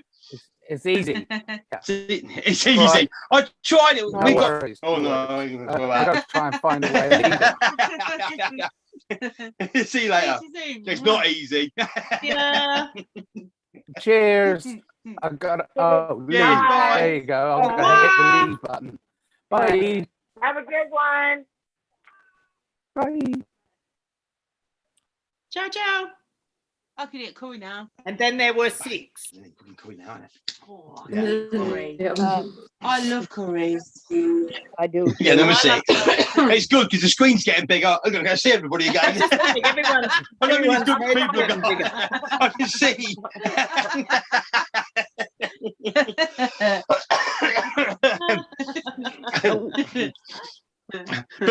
but going back to that story, that was the original story. That is gospel. Rusty, wherever he is, love him tons. Our dog. I'll put his life straight on it right now. that was a real story. It really did happen, and that was the kicking the old short and curlies for me and you at that point. That something out there and it works. Yeah. You know what I mean? It was like a wake. It's the ultimate proof. Isn't it? Wow. It was the ultimate wake up call of not the case of I'm psychic or I'm this or I'm that. It was like the nuts and bolts of how something works and why it works, and then go and put it into practice. And then I was like teaching you, and I was teaching people that's come around the house. It's the nuts and bolts why something works. It doesn't work because you say it does work. There's nuts and bolts behind it that actually make it work. And that was right at the start. That's when I realized. I was like, fuck. Whoever's giving us this information, or wherever this information is coming from, is actually real, because we can put it into the physical realm, and it works. So since then, we've been on billions of journeys since then, to where we are now. It worked then in the physical realm, and nothing's really changed, really, because it was the same teachings. So once you connect with the way you receive the energy and the way you deliver it, once you've made that connection, because we all know when we're on that connection, right? Because you feel a whole other energy courses through your body when you jump out of that mindset, the blah, blah, day-to-day bullshit, and you connect with you, your higher self, the Akash, whatever you want to call it. Once you've done that, you know where to go each time. It's your future. Go back to that same feeling, and then out it comes. Come on.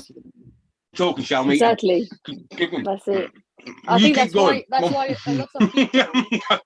You got a mouthful of sweet. Keep going. Go back. We were listening to them. The chewy one. But yes, there is and what happens, I've found, is people connect to that energy, that frequency, and then they just happily hop on. And what happens is, doesn't matter what they're doing, saying, or thinking, being connected to someone like you or me, in my instance, in my situations, is you can see them. It's nearly like jump starting a car. They hop on and they can then, it's like, I've always thought of myself as a bit like an energy generator. I mean, I can turn it on and up she comes and put out street lights, all that sort of stuff. That what happens is people can hop on and take on your frequency, so they can, it's like getting pulled along with you, so you're going at this really cruisy speed, cruisy attitude, they can come along with you. And we're the sort of people we're like, okay, that's good. I don't want you to be constantly coming along with me, because this is my journey, but I want to teach you how to do yours, so you can replicate what I'm doing, but you'll plug into your specific energy and your specific talents. Whereas like you guys, Juicy, Lucy, yours is this, you have this really cool symbiotic thing going on as well. Like I watch, even physically watching how you pair work together, there's this synchronicity goes on. I love it. I actually wonder if they're not one person. If they're not one person. Another Mother. When we go on our travels, I always feel like Mother Nature. She's always watching what I'm up to.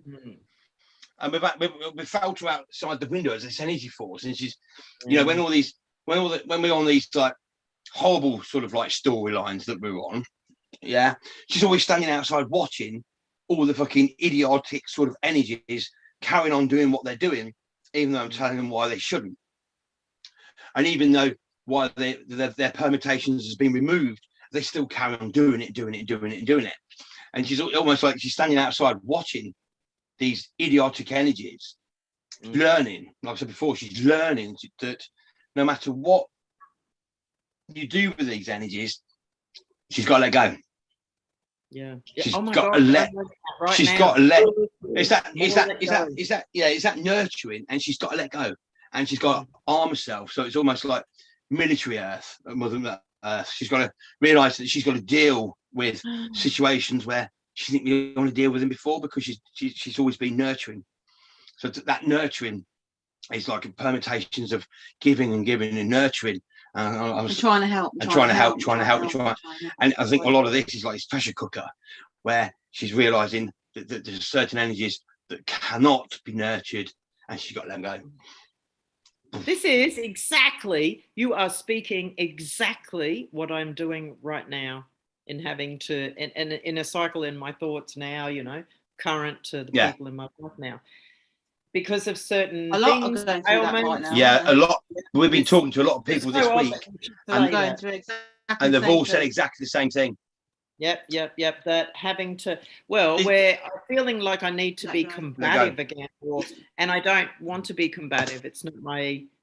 I can most certainly be very combative and very forceful, but my choice has always been to take the lighter side, right? The more compassionate, empathetic, ethereal side. But I do feel there's a sense of having to go down a more military line, masculine energy, but being able to just fucking chop off and stop being concerned or mothering or worrying or worrying usually, or feeling responsible for something that's not fucking my responsibility. However, it happens in the back of your mind, that little hamster running around on a wheel, until you stop that thirst. Nurturing. It's that female Mother Nature, which is the universe and everything in it. And the journeys we've been on, it's almost like it's like role play, that everything's been set up so she can see these energies that have been put, you know, that we're dealing with, and how destructive they are, and they don't listen. They don't listen. They do what they want, you know, even though and they just carry on. And it's almost like I've said to you before. It's almost like we're having to set this role play up so she can see it. She can see that whatever. Not everyone can be helped. Not everybody can be helped, and this is why I said I do believe. You know, we are the watchers. So, you know, we're the children of the obviously, because that's who we are. But like, you know, we're the last sort of like people that talk sense. Yeah, I agree. We're the last sort of like we can see the differences over the last 50 years to where we are now. Here we are now. The destructive forces still. You know, like I said before, they're so fascinated in getting to another planet. Or sort this fucking shit out here, and instead of spending billions of fucking pounds to get to another planet, spend that money and sort this fucker out. Yeah. Not fucking try and get to another planet where you can't fucking breathe or live on. Yeah. Well, stop. So it's almost like they're trying to run away. Well, do both. I mean, there's enough resources and abundance to do both. Because money's not real anyway. Just do money's not real. Well, yeah. There's more than enough of everything. This whole. But the thing is, it's almost like they're trying to is run away from the. I think personally, it's like they're trying to run away from the inevitable. The day is going to come where that they've got no fucking power. Their judgment day is going to come because, all the permutations of negative within the universe are going to be used up, and then that's time out. And if you're negative, you're gone. That life force will not exist because no negative can exist in a positive expanding universe. The way you put it, I was thinking then that's how I see the same thing, but I realized I thought it differently. Is as more people start to see the value in thinking the way we do, they switch. Where you're saying the negative runs out, and I just realized then that it does run out when someone stops thinking it. That's when that train of thought stops and they flip. There's only so many permutations of negative. Yes. Yeah. Because they've had enough. It's like last week when I was messing around last week, saying, take that negative. Think of the biggest negative you can give yourself. And I'm no. But like, no means negative. Because yes, it's positive, and no, it's negative. Yeah. So if I say no, you've already done it. Yeah. Just. When you go no, you just done it because you just said negative. Yeah. Because no, you go yes, which is brilliant, and no, which is negative, which is choice. So I say think more negative, and you go no, well done, you've done it. Oh wow, yes, yeah. Yeah, no. People say that. Yeah, no. You do have to say no to dickheads, though, don't you? Yeah, you do have to say no to, you know, if people are starting. That's when no means yes. You know. If you know what I mean. But that's the bad. I mean, that's the gist of it. You know, what I feel. You know what I mean, on the journeys we've been on, and we've not been on a journey for a while. One thing is because I've said I'm not stripping. I'm not giving any more chances. Every time we go in, there's always another chance. There's always this. There's always that. And I'm going. I ain't doing it anymore. Yeah, I'm finished. Their chances are done. I'm stepping back. So And also we've got a lot of all of this footfall to sort out from all the other journeys we've done. So that's why it's nice to now catch up with everything and try and put something into some sort of order, because we've done so much. The library together, the library of information. Yeah. And it's like, and it's actually tying in with other people's experiences as well. Yeah, and we've been talking to loads of different people this week in private Zooms and stuff, and I'm hearing the same thing, which is wicked. You know, it's the same thing. So we're getting closer. Yeah, same thing. I mean, and this is, I don't know if we spoke about this last week, but we was on a journey, and I felt like the last ever permutation pulled out the end of my fingertip. I felt it go. It went ting. I was like, because the energy comes out my fingertips when I'm blending or when I'm doing energy, it comes out my fingers. And I watched it slowly shut off. Like, and this one here, I felt it go ping, almost like somebody pulled something out my finger. It went bang. And I went, fuck, is that the last ever permutation? Because it got to the point where, depending on what I was doing, I was giving different energies, and that energy was used up to the last ding, and then that bit was done, and then the next bit was ding, and that bit was done. I was like, wow, this is amazing, because we're given this different type of energy, and when we go on what we're doing and blending and ding, it's finished to the point of that. And I started noticing that, didn't we? And then this last one went bing. I went, fuck me, was that the last one? Next thing you know, it was almost like this almost like this box opened. Don't know where it was round, and this universe dome went boom straight above us, didn't it? And it started spinning above us and started building itself, because what it does, the energy that the energy within where we are it then uses cloud format to paint the picture. So it takes the cloud, which is obviously the warm air, and sticks it to the energy, so you can see the pictures in the sky as it's evolving around you, because the energy uses clouds to stick itself to, so it paints a picture. So it's like a visual, so you can see what's going on, because you've got the visual pictures within the clouds around you, which the energy is take that form on. And we're like, whoa. And then this big dome built above us, isn't it? It was amazing, wasn't it? It was like, whoa. And it was almost like a secret universe we've all been building, putting together. And when this last one went out, it went bang. So then I was like, fuck. And I don't even know where this saying come from. I've clipped out, I've used everything. So I put my hand in the hair. I said, you got to get me off this parallel wherever we were. And I remember just put my hand up, and they connected to me to like a different parallel or a different plane. And I connected to it and I held on. I said, because if we stay where we are, the rattle starts going backwards. So we were chasing this rattle in this universe, and there's a rattle. It was really, you could feel it, couldn't you? It was like rattle, horrible. And then we got to the point where we stabilized this rattle, and it was an unstable stability, wasn't it? It could easily spin and stop rattling again. You could feel the rattle, and you could feel it coming towards you, couldn't you? So I remember putting my arm up and going, you better get me off here, because of all the permutations of what we've done. By sitting on it, we can reverse the rattle back. So I remember holding on, and then the energies come around us then, didn't they? And then put like a new sphere around us, and then took us up, and then put us on a different level. This is where we are. And that's when this happened. It only sounds like a year ago, but it's multi-light years ago. You know what I mean? It's just like when we go on our travels and what we do, we can spend 4 days, but it works out multi-light years in real time of what we've done and what we're doing out there. And they said then that I said they said we're all at home. We're all home, and these are just very good copies which are finishing the job off. Which I thought, oh God for that. Because times we used to be like traveling around, because our room becomes like a spaceship, isn't it?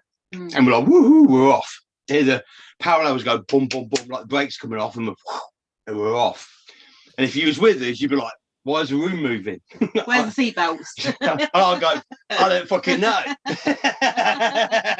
But the room starts to move, it's like woof, and you're off. And then you said before, because the energy around you, it uses the cloud formations to lay tracks, like road tracks, and all of a sudden you're flying through, you can actually see where you've been taken up through the clouds, aren't you? And like a road down, we're off, and we go out. But we always go anti-clockwise. Yeah, we always go anti-clockwise. So they lay like a road down, and anti-clockwise. They lay like two tracks of the cloud, and then the road thingy.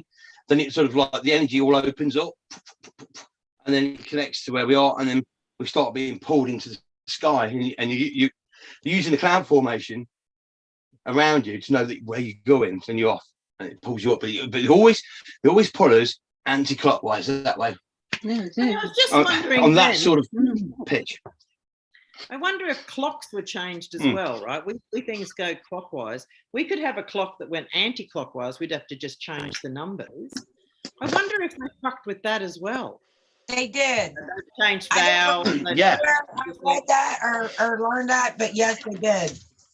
I wonder if we get clocks the other way around, still tell time, but they'd be like a mirror of what's going on. Oh, I'm going to have mirror of it. Dave can build me one of them. Sorry. I wonder what energy that would create in the room, or what it would do. It would have some effect, obviously, because all actions. Yeah, we always get pulled anti-clockwise, and on one of them there was a spin lock, and as we was going anti-clockwise, we're spinning and going up at the same time because we was docking into something underneath. We was like, kadoosh, and we was going up and up and up and up and up and up, and it was like a spin lock. And it took fucking ages, didn't it?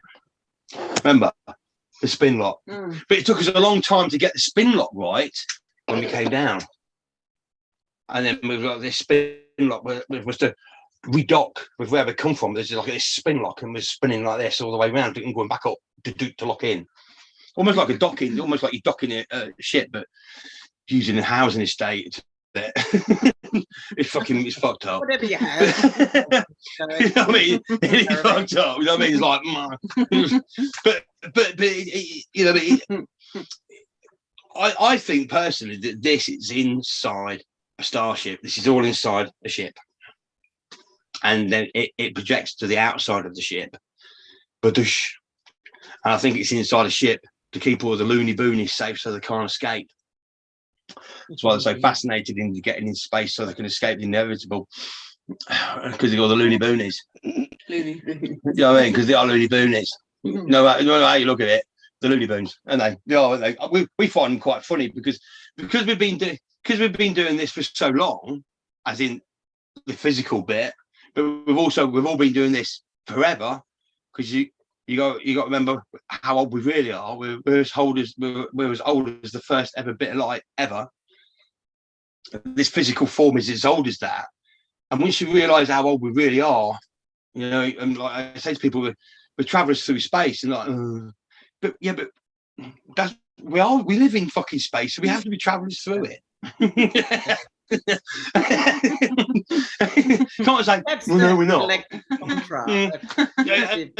think I find we are, but I do feel that it's within inside the ship, in the bowels of the ship, and it's projected to the outside, and sort of like the meat is inside the ship, so that these loony boonies can't escape, and that's why I think they're so fascinated into getting out of here and flying to different planets, because they want to get out because they know what's coming, but they can't escape because the fucking. Isn't that funny? The word they're in boony. This secure bubble, so they can't get out.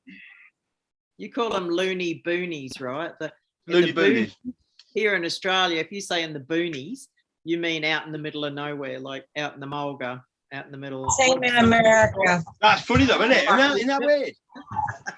Out in the boonies. Yeah, out in the middle of nowhere. In the boonies. I live in the boonies. That's what people would say. I live in the boonies. Because they are loony boonies. They're fucking bonkers.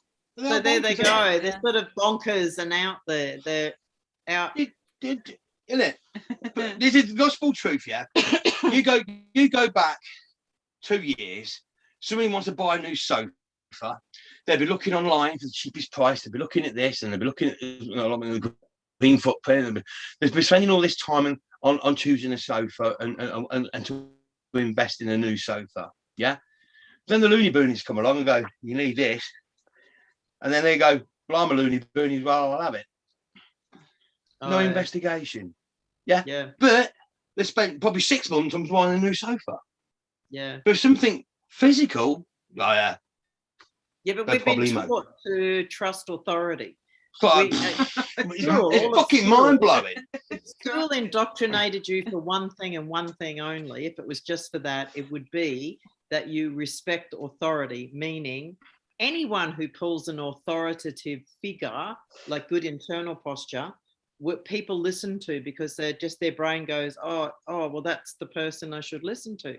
They know more than me, or they're making the better decisions. Whereas I tell you what's really shocked me. In fact, it opens up your mind. It's awful. What's really shocked me is I had a shower this week. Well, yeah, and that. some of the rave community who obviously didn't listen to the government when they were being told that recreationals are bad for you and blah blah, gateway drugs and all the rest of it. So they didn't bother listening to that, but they have gone ahead and they're quite nasty with it as well. And they're quite nasty with it as well. Yeah, and it's really shocked me. Because you'd have thought that you'd have thought their mindset would have been anti-establishment. And back in the day, that you were wrong about that. Yeah, they must be wrong about this as well, and they've not come to that conclusion at all. No, that's something else I found out. And back in the day, you thought that was your tribe. So then you tried to re-engage to see if there's anybody there, and then realise there really isn't. There really fucking isn't. One particular club that I used to go to a hell of a lot, which was really, I've got so many fond memories of and amazing times and everything. And I joined a group to do with that club and had such a barrage of negativity from being anti. Yeah, it's been well, you do realise that the most deadliest weapon, even today, is a bow and arrow. Yeah, because you can't smell it. You can't hear it, bump, and it's a slow death. Yeah. Ooh. Well, it's a modern day one. Yeah. Yeah. It is. It is a bow and arrow. Even now, it's fucking lethal. Isn't it? Because it's like. But everybody wants liberty. Can't hear it coming. Can't see it coming. Boom. Yeah. But nobody wants it. And that is a modern day bow and arrow. Treat me like an adult, treat me like a fucking, a princess or a little prince, but I don't want to think for myself. Whether we can see quite clearly now. I mean, we used to at least be able to hide a lot of stuff, right? You didn't know how certain people thought on certain levels. But boy, hasn't this last 2 years shown people now what they thought they could hide before has now come out. Yeah. Quite telling. And a bit sad. It's sad. But even the ones that have been they're waking up. Some of them are waking up now, and they're actually realizing they're realizing they got fucked over. Like oops, like what that? And then realize everyone's been trying to tell you. Because now if they change their mind, because I know a number of people who have had 2 doses. And now they've changed their mind and they don't want the 3rd one, right? And they are completely screwed because if they refuse the 3rd and the 4th and the 5th, then they are considered like us. So this means that they know their rights. If they know their rights, but what I'm saying is they're a sovereign entity, and there is no law on the planet that can make you take something experimental. Absolutely. But I know a few people who've had 2 doses, and now they're realizing that something is wrong, and they are refusing the 3rd shot, right? But now, if they are refusing the 3rd and the 4th and the 5th and the 6th, there's ways to not refuse. There's ways around that. Where I remember I was only reading it again the other day. How you can. You don't refuse, but you ask them. You're declining. And they can't answer them because there is no real C virus anyway. There is nothing. They can't even find one.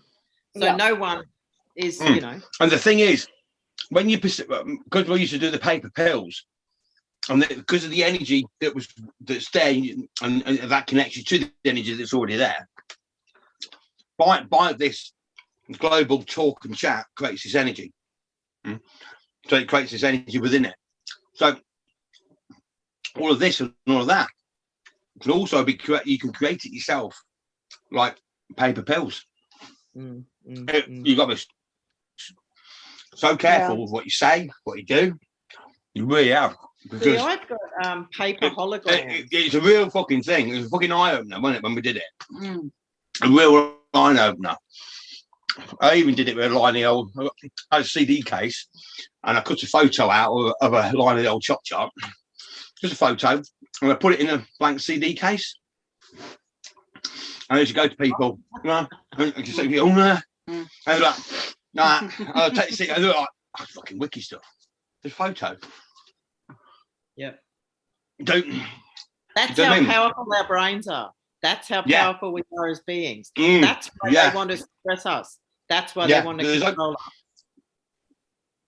And then I always say when I travels and when shit was going on, I'm like, and I'm like, who the fucking hell's looking after us all? And it was always like, I'd unpick it to a certain level. I'm like, yeah. But then I get to that point and I'm like, so who's looking after that one then? I got down to all these levels we got to was all of who we are anyway. And in the end, I got to the point of they let it slip. The energies let it slip. That they're working with us or working for us. Yeah. I was like, what? I'm gonna get it out of your fucking end. So basically, all this stuff that comes to us is coming from our higher selves, which is in the future. We're sending this information from ourselves to us here. Our future selves. It's all this stuff that we do and what we talk about is coming from our future selves because we're already there. This conversation's already happened. Yeah, it's in time enough. Yeah, and we send it to ourselves. Time. That's why time doesn't exist at the same time. We're all in the ship. All this stuff we talk about or looks after us is our future higher self. Definitely. That's why we're that's another thing humans I've gone through it all. Create time, linear time. There's a lot of aliens that are really interested in the ability that humans have collectively to create this thing called time. With the alien. Well, and we know it, like there are certain things in time, but that we can keep stringing it out in this linear fashion and live by it. I mean, it's really like dumbing us down in order to do that. But because they see us. And any advice I can give you, Cheryl, don't anybody listens to this and think it resonates with me, don't think yourself as human because you're not. Human is a very human has only been around for a few years in the grand scheme of it. If you know that the human body only contains about 10% DNA, human DNA anyway, all the rest is foreign. It's phages and germs and viruses, and so you really only 10% is you. I remember when I learned that years ago, I thought, fuck off. I thought I was like 100% me. You're a big germ. Then I sort of thought, when you think about it, they always talk that we only use 10% of our brain as well, right? So 10% of our brain, 10% of us is actually ourselves. So 90% of the brain, 90% of this is not who we think it is. So it's absolutely agreeing with what you were saying. It's like our meat suit.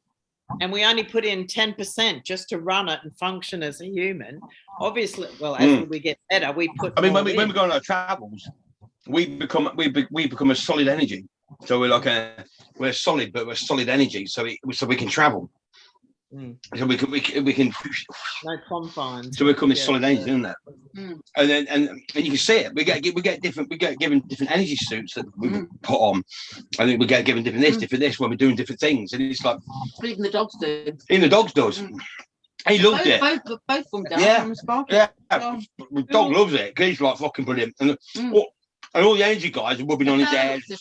Fur looks different. Remember he got given this battle suit and he's fucking walking around the house like fucking. Yeah. We got given this like battle suit. It's like an energy suit. And I said it, come on, Rusty, and all of a sudden he's like, He was proper prancing around the house. Prancing around the house and proud as you checking like. himself out in the mirror. In the window, yeah. In the window, right. Little fucker. You're involved. But if I could say that to anybody, we've seen the other side of the energy guys and thingy, and all that is in our energy form. It's in energy form out there.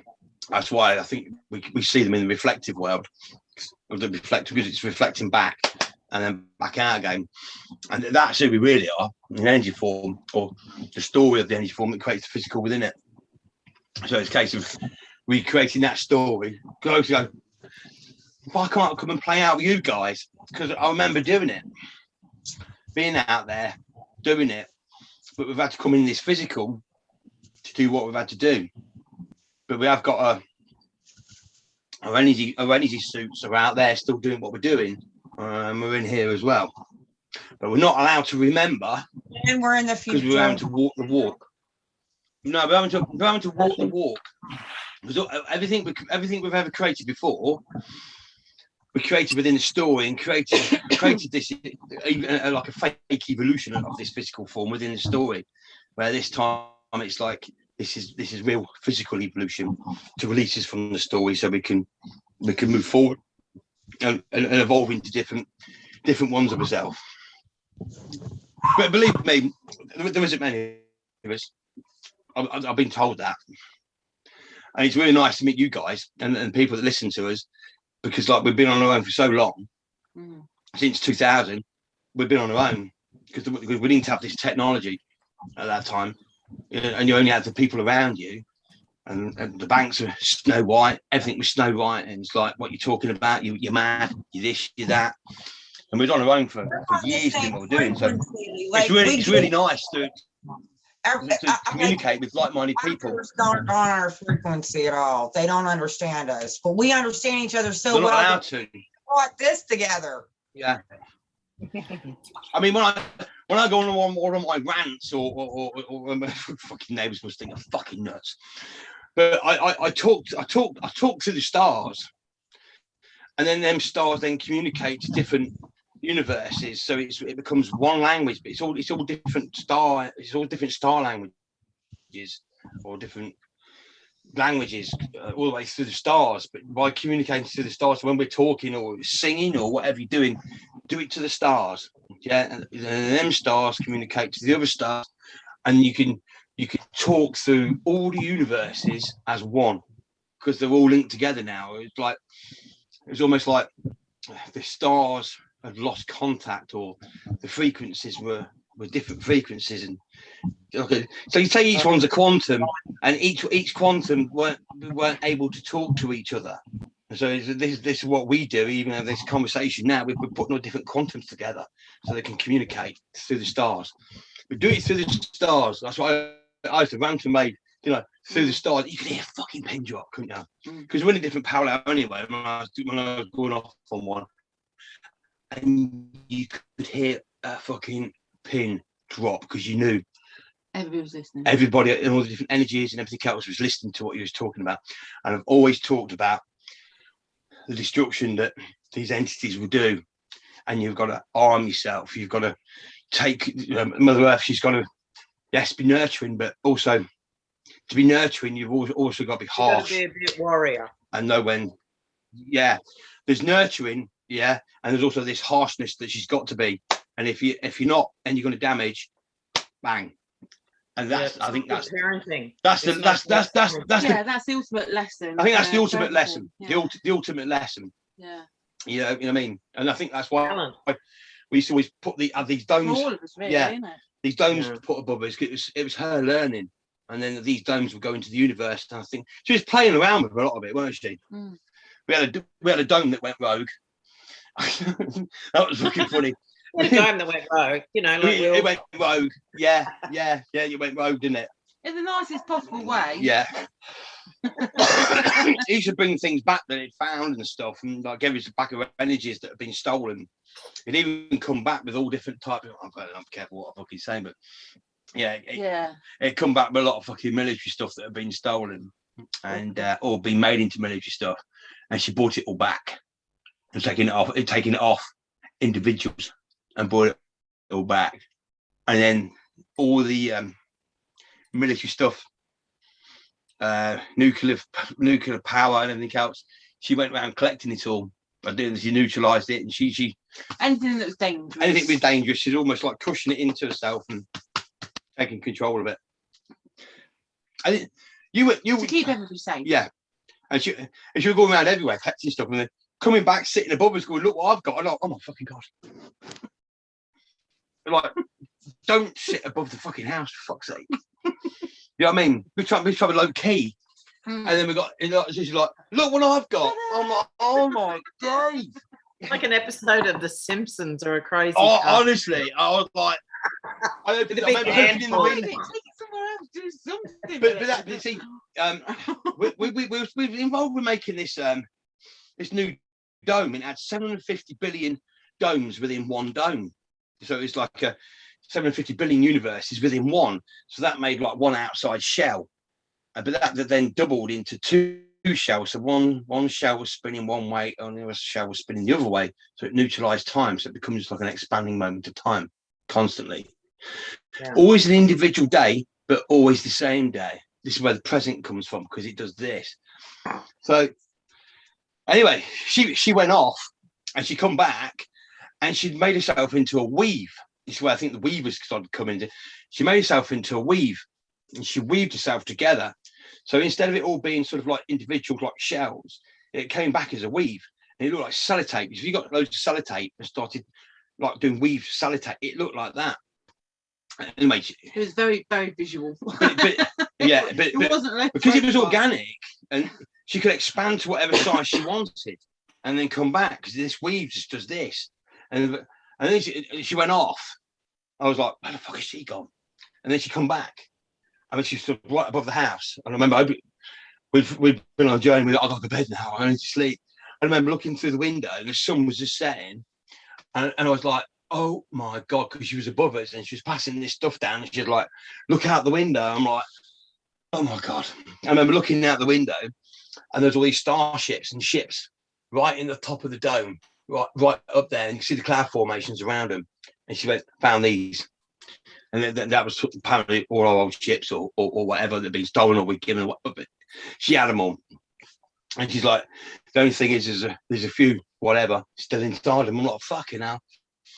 You're fucking kidding me." It was, wasn't it? It was like, fuck. And then there was as I looked out the window, I was like, "Where the fuck have you been? And where have you," like, because it's thinking that you talk. And there was a jet fighter stuck in the weave, and it was going like this, and you could see it. This jet trying to get out. This military plane trying to get out, because obviously wherever she'd been, the military base, I don't know, and literally she caught obviously who had come to attack or whatever, flew into the weave, couldn't get in, and got stuck in this weave. And you see this fucking jet fighter trying to get out. It went all the way to the top within the weave, and I'm like, "Fucking hell." And then we've seen it fucking turn around and come all the way back down again. I'm like, "Don't let that in." You know what I mean? Because like, you're over the top of our house, right, and we're right in the middle. I was like, "Do not let that in." And you see this jet fighter go boom, straight into the fucking sea. I was like, "Ah, oh my fucking god." Wasn't it? Mm-hmm. I guess, can you just go and hide somewhere? But then you was walking the dog, normal time. I was walking the dog, normal, and I saw her off for a walk. Well, for a fucking walk. No. The thing was, we lost that dome for fucking ages. You just fucking disappeared. But what I did know was, she put the format into a skin. So whatever we do, what we talk about, instantly connects to the universe and upgrades it, and it upgrades us at the same time. We've got the same weave. It's like a weave in the skin, like an outside shell. So whatever we do, instantly connects to the universe around us. And I thought, "Well, where's it gone?" And it just went, didn't it? And then on my last journey, she come back. We was moving some stuff down, or closing down the old time. There was such thing as time and space, almost like a couple, him and her, or whatever you want to call it, and they were the guilty. They were the guilty ones of the whole fucking thing, and they was taking control of, weren't they? Don't know who they were. It was almost like a physical being. Time and space was a physical being, or a physical him and her. That's the way I've seen it, like a couple, and they are the ones that have been naughty, and been taken out, which is like bizarre, wasn't it? Because the new ones are quantum. It's like I was sitting there, and all of a sudden all these bubbles come on my hand, like bubbles. And all these bubbles, I held like that, all these bubbles. So I was like, how the fuck's all that? The angels working with, like, we don't know. And it's almost like a new quantum space, wasn't it? And it's all bubbles. And I remember letting it go, and it just went out into the universe, didn't it? So all these things do actually happen. The journeys we go on actually happen.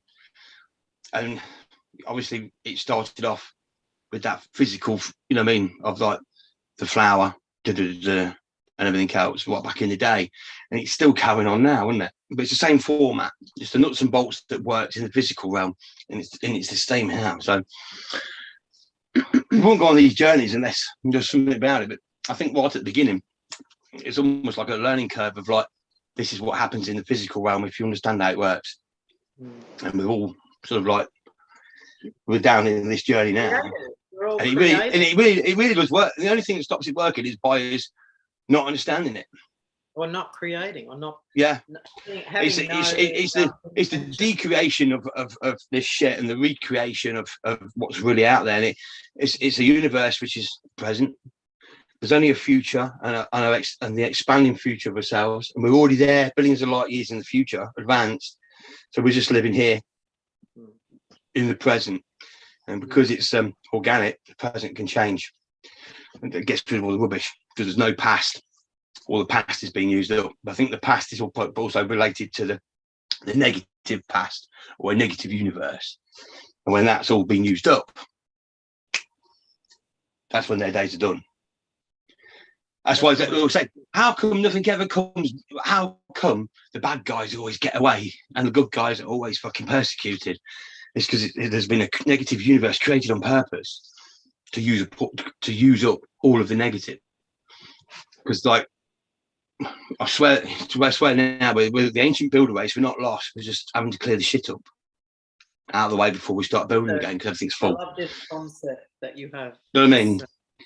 And it's true. And it's a case of clearing all the rubbish out of the way, because we've always been built. If you look at the universe as a whole, it can't be created out of a negative force. Otherwise, it would never happen, because it would just destroy itself. So we've always created beautiful things. It's always been the best of the best and beautiful, beautiful, best of the best, beautiful, beautiful. Always has been. It always has been. But I think it comes to the end of its permutations, or we projected itself into the future to see how long it would last. To then realise there's a lifespan of the best of the best and beautiful, beautiful. And if we pass that point, it will then go negative overnight, because we've used up all the beautiful. Because it's permutations of something. It's like the lottery. You got 6 numbers, and you got 14 million chances of whatever of winning within them 6 numbers. There's that many permutations. So if you put 14 million on it, you will win. Yeah. Because of the fact of you used every permutation. If you then carry on putting money on after that, then you're wasting your money because you've already won. It's but isn't it even the odds? I remember my dad saying years ago, even the odds, if I think someone used to do a betting thing at a pub 100 years ago, where if you could pick if there's 40 numbers and you can pick 39, but you have to have, I can't remember how many it was, but you could pick 39 numbers. So basically pick one number that's not going to be included in the 39, right? It could be number 2, let's say. Yeah. The odds were always against the person winning. Yeah. Go figure. And there was only one number they weren't going to choose, but the odds of that one number were quite high of it coming up. So, because you've used the positive numbers up, and the last one will be a negative, Steve won't get it. Numerically, yeah. It's the same thing, and that's relevant to and from the system that we live within. There you go. Do you know what I mean? And the thing is, because we've always built out of the best and beautiful. Otherwise, we wouldn't look like this. The universe wouldn't look like it does. Yeah, and it's like, but I think we've projected ourselves so far in the future to see what would happen, and realise there's a point when the best of the best and beautiful runs out, and overnight it will go fucking dark because it become evil because you've used all your best of your best.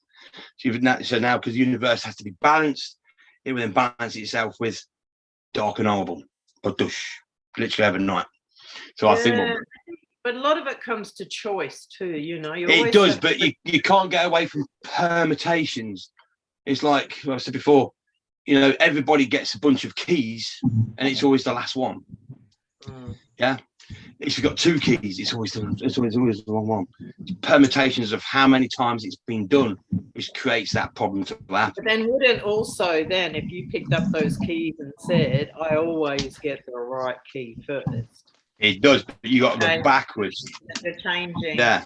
Guess where I come from is that the control of my life is active. It's there. If I want to think my way through and be conscious of stuff and think positively or kindly or speak nice things, then I will, for now, create a better environment for me. But it takes energy and it takes discipline. And I think that's where people just don't. Be aware of how old you really are. Mm-hmm. Mm-hmm. Yeah, so from that first source of light is where of how we reverse everything, because we've also got reversed all the beautiful, best of the best, and the beautiful has also got to be taken in consideration to where we are now. So it's almost like we've built all that out of the best, and then we've had to have this run of creating a negative universe, and use it all up to then become positive again. I agree. And for me, I would say my analogy to that would be the scales where you've got the worst of the worst, the best of the best. You know, you can't find the middle ground. And you can't, the worst of the worst is the best of the best. Remember? Exactly. But if you want a great life, you're going to choose the middle ground, right? So if you have all beautiful and good, like you say, in order to find balance or authenticity in your life, you need to go to the other. So I think now, yes, we're in this. We're exhausting this. We're watching people fucking wallow in the negative, right? They're just like making best friends. They love it. They fucking love it. They're seeing, but everyone around them is seeing now, and suddenly it's not even you wearing a shit suit, you know, and people look and go, oh, as they wake up. So I think that's the measure of how much negative is being spent, because then when it all changes is when people realize, they watch videos like this and they realize, oh, fuck, I have a choice. I can think my way through my life. I can actually create what I want in my life. Shut up. Really? And how difficult is it for everybody to go, fuck off for one day? Fuck off for one day, yeah? Let's have a one day, the whole world goes, fuck off. Yeah? What are they going to do?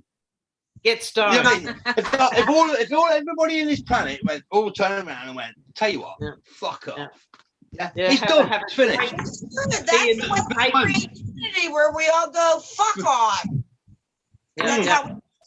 But they won't, because a lot of them are subservient to their masters. We was in Phase and Fable, and William was talking about it, that he's seen something and it disappeared. And we used to have that a hell of a lot in Phase and Fable. We'd see stories in Phase and Fable, and then it disappeared. And we were looking for it afterwards. And we're like, where the fuck's that gone? We could never find it ever again. It just appeared and then disappeared. And one of them was... I had it on the internet as well. I had it on the internet as well. And one of them was a breeding camp, or a story about a breeding camp where these people used to go around getting humans or whatever and breeding with them. Yeah, and we was like, fucking hell. We remember reading about it, didn't we? And we was like, it was horrific. Terrific. Absolutely horrific. We was like, fuck. Anyway, we was like, and it was a very long time ago. There's these breeding camps, and then they go around selecting who they wanted to breed with or breed. And then also we looking for this story within Phase and Fable. It was gone. Could not find it was just something in the moment that was shown to us, like Abracadabra, you know, he's like, boom, And we was like, fuck. And we went looking for it afterwards, and we scoured it, couldn't find it. I spent hours looking for it. Hours. Yeah. Could not find it. So that's why I think to myself, it's like, you've got these troublesome loony boonies that have always been out there. They've been brought in here, been given our physical form. Yeah, they've been put onto a beautiful earth, a beautiful planet. They've been sort of written into the history of it, using the Bible to write them into the history of it to make them feel special and that they're godly, and they've been given singing. They've been given all these chances of the best educations, the best this. You've been written into the whole universe that you're the chosen one, you're this, you're that, and everything else, and blah blah blah. blah, yeah, and go, right, don't fuck it up. I know, right?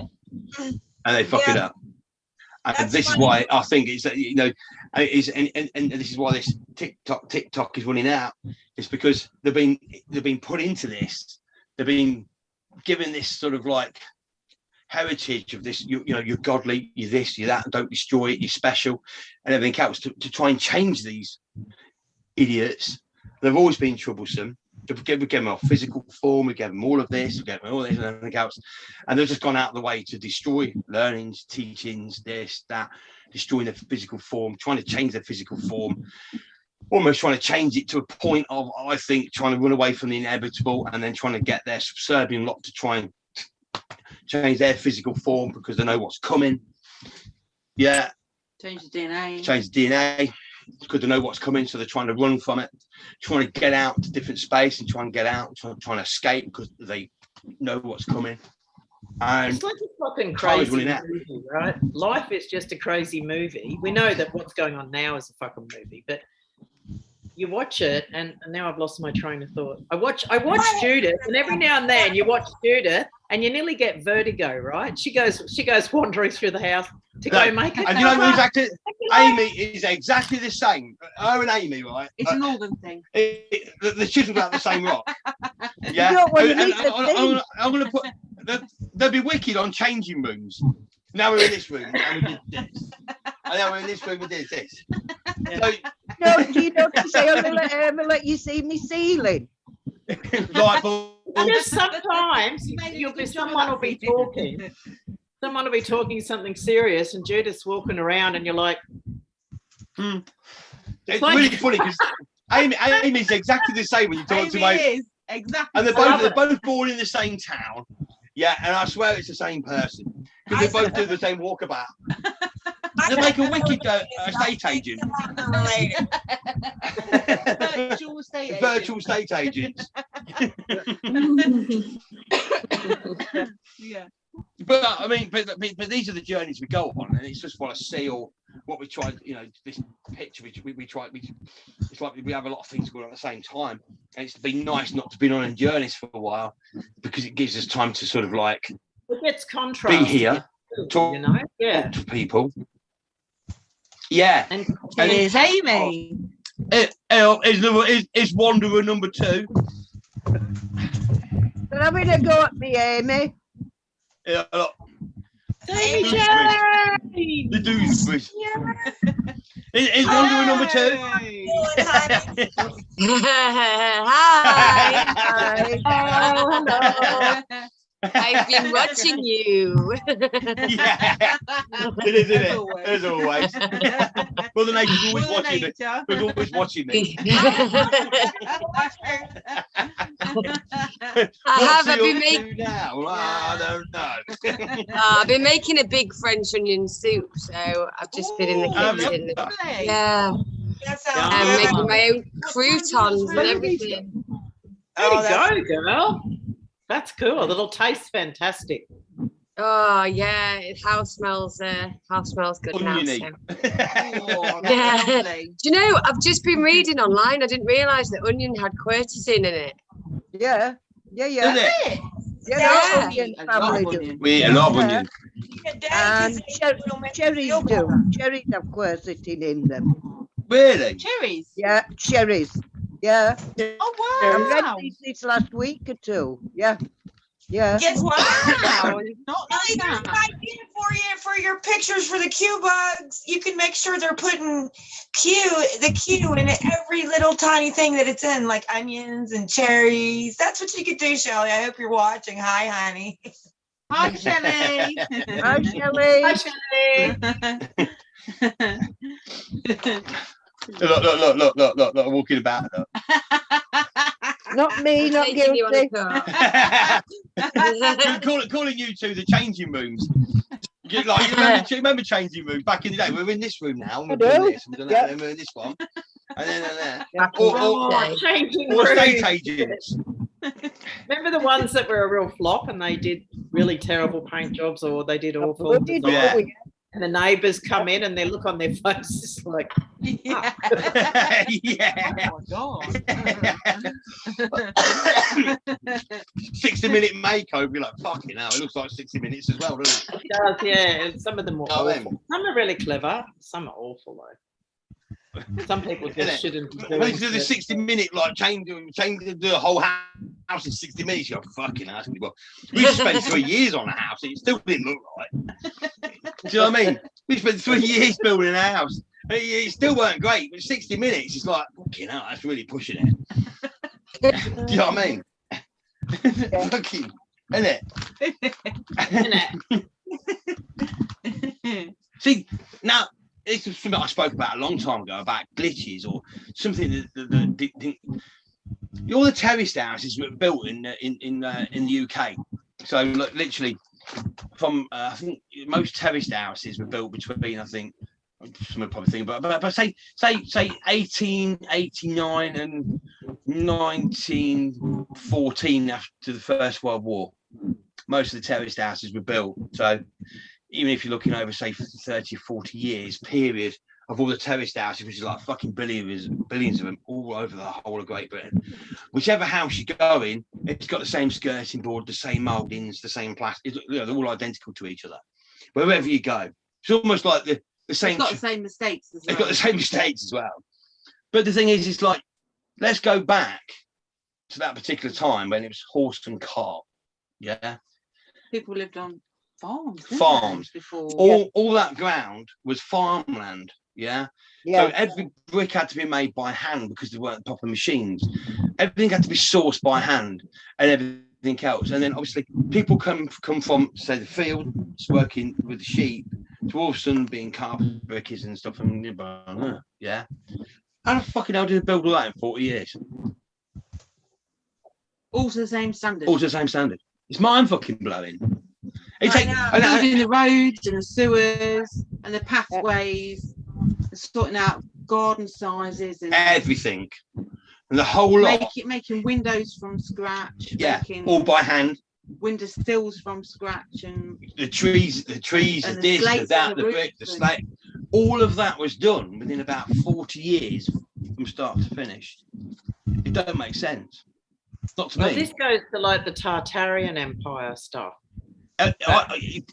We've not really looked at that. No, but it's almost like it's been printed, or it's a glitch, or time was stopped at some time and they were stood empty for so long, and then it was repopulated again. Because they literally do have all the same mistakes. You go in most graveyards around Old Blighty, and you'll see graves up to probably about 1840, something like that, around about there onwards, but you don't really see much before that. 200 years. Most of them. And then you think to yourself, well, where's all the bodies then? Because, like, a church is quite small, and everybody's been buried within that churchyard. Should be fucking tons of fucking people. I mean, fucking miles fucking high, but there's not. Because I used to work. There's never any projection. I've always found this odd. There's never any projections of how many humans like we talk about the current 7 point whatever billion on the planet. They never, ever, ever, ever, ever talk about, well, 2,000 years ago, that would have made, there's been 16 billion humans, or since whatever, there's been, 300 billion humans in that time. Never in all of my reading of science magazines or esoteric stuff or, fringe science, all this sort of stuff, never have I heard them ever speak in that term of how many, you know, because we've been killing everybody off by the bloody millions for years, millions and billions. I think there's glitches. You know, there's glitches everywhere. Things don't make sense. It's like I was working at a Minster many years ago, Beverley Minster, and there was a big, massive field out back they weren't allowed to build on, because that was the field where the cathedral was actually Minster. It was, that's where it was stacked, and apparently before the plague, which we've got before the plague, all the stone was cut. Yeah, literally the whole cathedral was cut in like a big jigsaw puzzle and was stacked in this big field. But then apparently the plague come along and wiped everybody out. Yeah. And then they didn't tell anybody for 50, 60 years to work out how to build the fuck up. Yeah. It's like, really? It's like all that stone fitted together perfectly, but it's all been put together by like idiots. You know, in respect to, you know what I mean? You've got people from back in the day, you know, you're going back to sort of like the 14th, 15th century, 16th century or whatever. Yeah. And then every bit of stone of carving of a pillar fitted perfectly together all the way through. I work in the building trade. They can't even fucking build a normal fucking house without a fuck up. It's a square box. Doesn't make sense. You know what I mean? And I've got suspicions about the plague.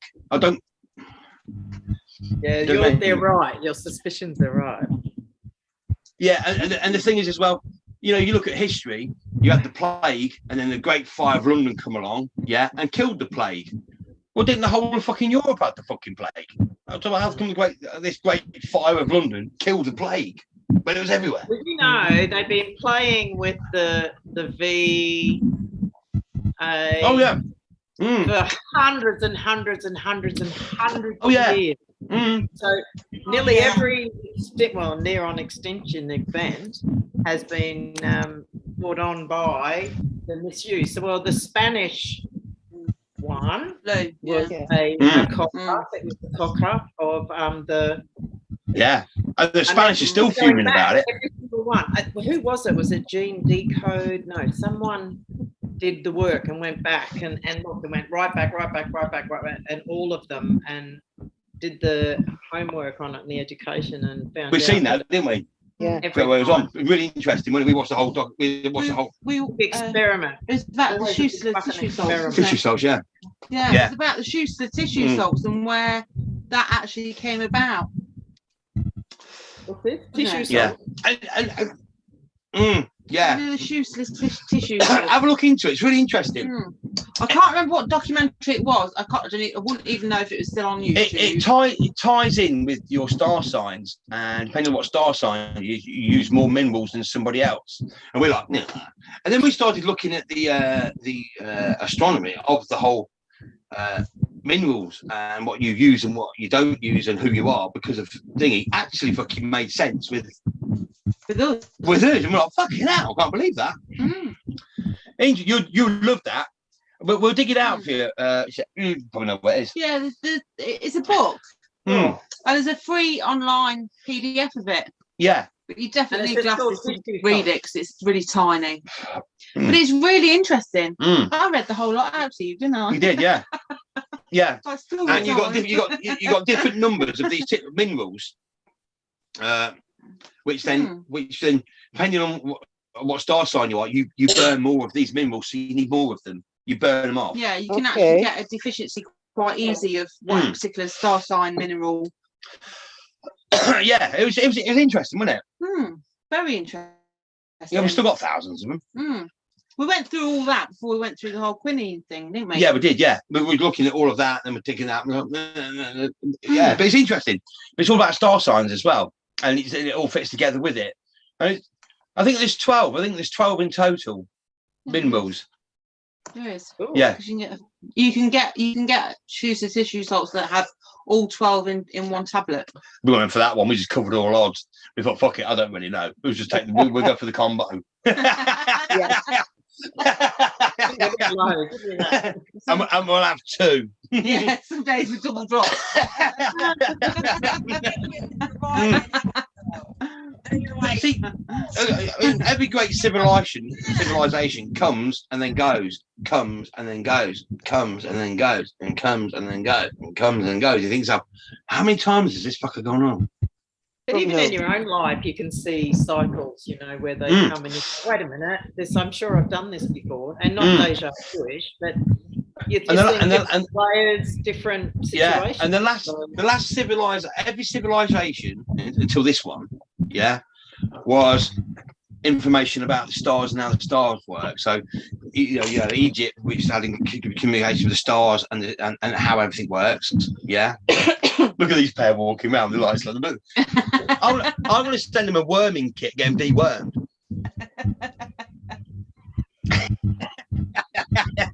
But this where we are now is the only civilization that has no sort of communication with the stars or understands the stars.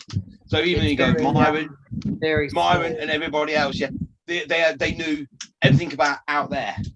They knew the whole fucking shooting match. Yeah, but there's always that information can only be brought in this way. Yeah, there's always those that, you know, it's the scales. There's always those that do believe, don't believe, the good, you know. So I think in all of any life, anywhere, there's always the stodgy, the bad, the dark, all the way through to the light. You know. I mean, the fucking where your focus is what your view will be. So if you focus on the negative, that's all you get to see is just that.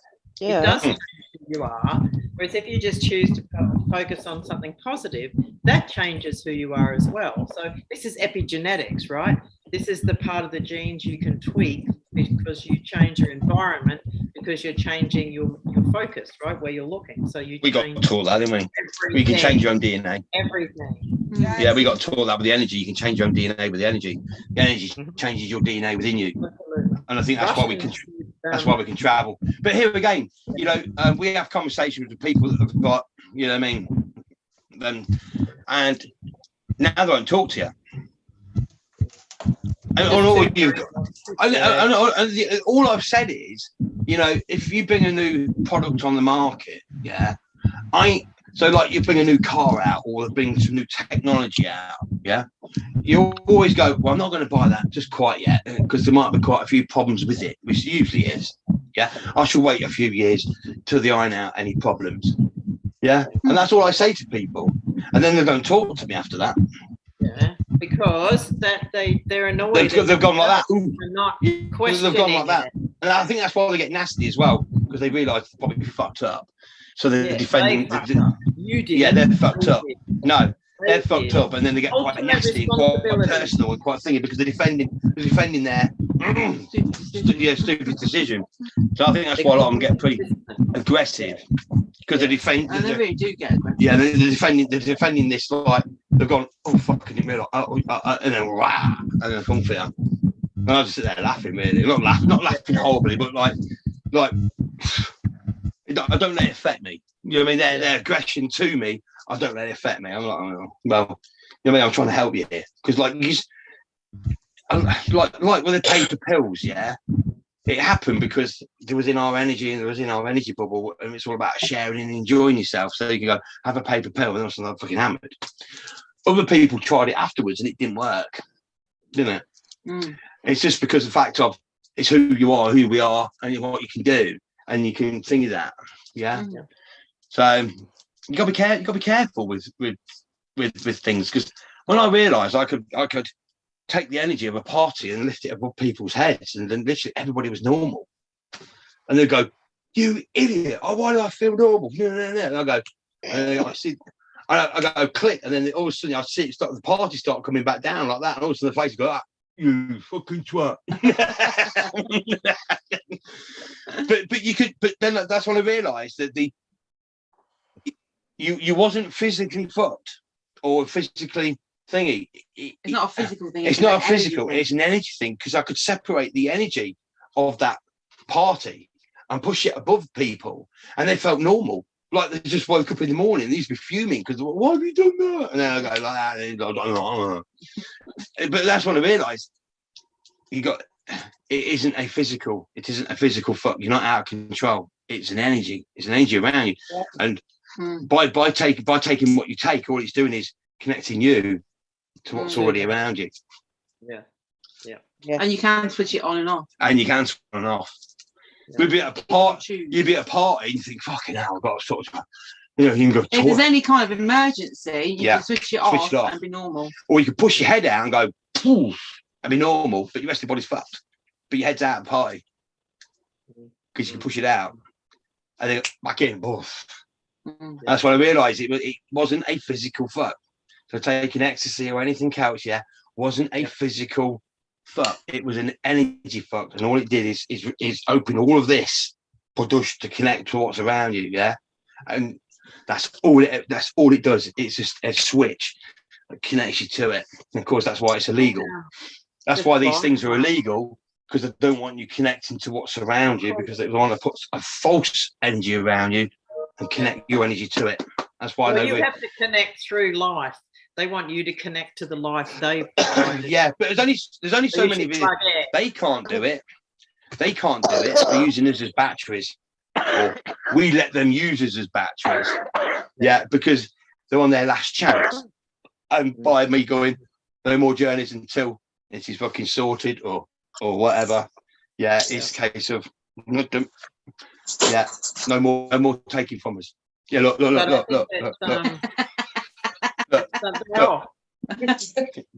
they're both off. It's the Dewsbury too.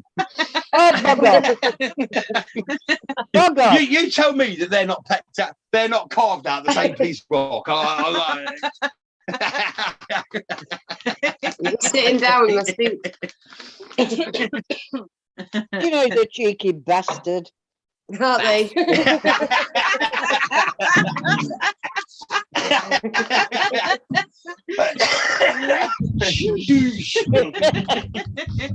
Oh, bless him. I love him to bits. Everybody says that. Yeah, and now he's got laser and whiteboard stuff and Wicked, isn't it?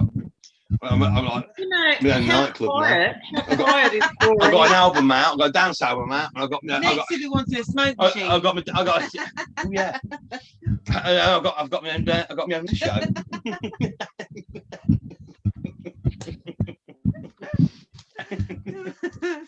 But I'm just going to say, how quiet is Doreen? Doreen doesn't ever say. Come on, Doreen. I'm finished now. No pressure. Right, I'm going to have a fag. You carry on. She's just there, smiling away, listening, smiling away. Yeah. Yeah, you guys talk really fast, and the accent's a little difficult, and then my screen breaks up. So I don't hit every word, so I'm like, I don't know what they're talking about. I'm missing this, but I keep trying. It might be because I'm on a really old iPad. Well, what were you saying, Juicy, in the beginning, that Norton Antivirus was slowing your stuff down? Yeah. You had It's made a huge difference taking it off. He was doing it with mine. I turned mine off. Yeah. We don't get buffing anymore. Well, we get a bit, but not hardly any buffing. I don't have to go running around the bloody boat looking for the best fucking thing is I put about a stone on. And then yeah. But it really is Norton. It should be called Naughty Norton. It should really. You know what I mean? But here again, it's been designed by the Looney Boomers, isn't it? So there you go. You know what I mean? So at the end of the day, we took that off. I have that on here, but I'll check. I'll check and see if that's what it is, because I can get it'll just freeze or it'll bump me off or get a Avast. Yeah, Avast is free. Avast is free, and it's amazing. When Norton was on, even it was running out of its yearly subscription, and it's really funny because once we cancelled the renewal or whatever, we was having apparently all these virus attacks every minute. It came flagging up, doing. Really make it busy, like, oh my god, you're gonna need it. You're gonna need it. Yeah. Well, because obviously they want you to buy it again. Fear. Yeah. So we're like, fuck you. So we took it off, got rid of it, and then we've had no attacks ever since. No. And we've got a different system on that is free or isn't taking any money, and all of a sudden we're using the same sort of software, and we've not had no attacks. So you can just see that Norton. No, we've had a couple. Yeah, a couple. Yeah, a couple. So it's definitely worked. You know, yeah, but what I mean is Norton was going up. No, number 22. I'm like, oh, number 22. And then number 22. It was coming up every 2 minutes. Yeah. Only when we cancelled the yearly subscription, it kept flagging up all the time about all these attacks that it was saving. So at the end of the day, right, one load of bollocks all that is because it once we cancelled it and got rid of it and everything else, and we still had a few days left, it was like the computer was under attack every 5 fucking seconds. You know what they do? They send you to the recovery team. I used to work for Foxtel a long time ago, and I remember chatting with the crew. When you decide you don't want Foxtel anymore, they put you onto the recovery crew. Or if you're having trouble with, paying and you want to downgrade and all this, you get put through to the recovery crew. And they're the ones that, in your case, they start amping up the fear like, oh my God, there really is a problem here. Like, we're manufacturing it, making it worse than it is, but there's a big problem here. You should get this. Yeah. You need a same recovery crew on Foxtel. They'll placate you, get you what you want. Here's the thing: it's like consumerism. There's 2 things in consumerism that drive it. One is if you've got pain, it'll take your pain away, or something that makes you happy and it just keeps making you happy. Right? They're the 2 drives for all consumerism, retail, all of it. So what they do is they use that principle to, oh my God, you won't have it, but oh my God, we can give you this. So here's the pain, here's the fix. And every single time, they're doing it now. I mean, they do it now. The governments do it. Hollywood does it. The powers that be do it. It's how they function. Yeah. And when you see create a problem, isn't it? And offer a solution. Yeah. Then you can sort of. Yeah, these two saying that earlier. Yeah. It is though, isn't it? Yeah. But see, the thing is, people buy into it, don't they? Yep. Yeah. The worry. They know about it. And you watch TV. I mean, you watch. I don't know if you watch English soaps. It's all fucking misery. It's all negative. It's always fucking bad. It's never anything good. And people like this. That's what they're about. We've been at people's houses and they're like this. Yeah. And we've sat there going, and it's like a drug, and they're like this. But they are. They're addicted to the negative brain chemicals. I mean, I know it's unbelievable. But they're addicted to feeling bad, feeling void, and being, and you can get angry at people on telly. So I remember I said in one of the shows that if you look at someone had said it to me, look at all the characters in Seinfeld, and each one of them is simply a personality trait in us. So that's why some of them annoy you more than others. So soap operas are the same. They're all of the negative emotions. They're all of the negative impulses, all of the less than desirable thought processes, and that's what they are. And everybody gets addicted to the negative brain chemistry. It's just the same. They still get a hit. So you get a hit, you feel good from the hit, not the negativity, but the hit itself. It's like smoking when you stop smoking. It's really good because it's good. But then you want the hit, and it's not the nicotine that gives you the hit. It's just feeding. Your brain creates your own brain chemistry. Just feeding the addiction creates a different chemical to what, if you had the cigarette, then you've got the nicotine and for that as well. So soap operas and all of that is just simply feeding something that we've been taught since we're very little. We were fed the drug as children. Fear and doubt and all of that. We're fed it, we know. And it takes some doing to get yourself away from that and actually detoxify from the addiction to thought. Just thought, letting random thought, like, when you just go by autopilot, like that is so fucking dangerous. Always nosediving every single fucking time. But that's what's preached. Don't think for yourself. Don't be responsible for yourself. Let us do that for you.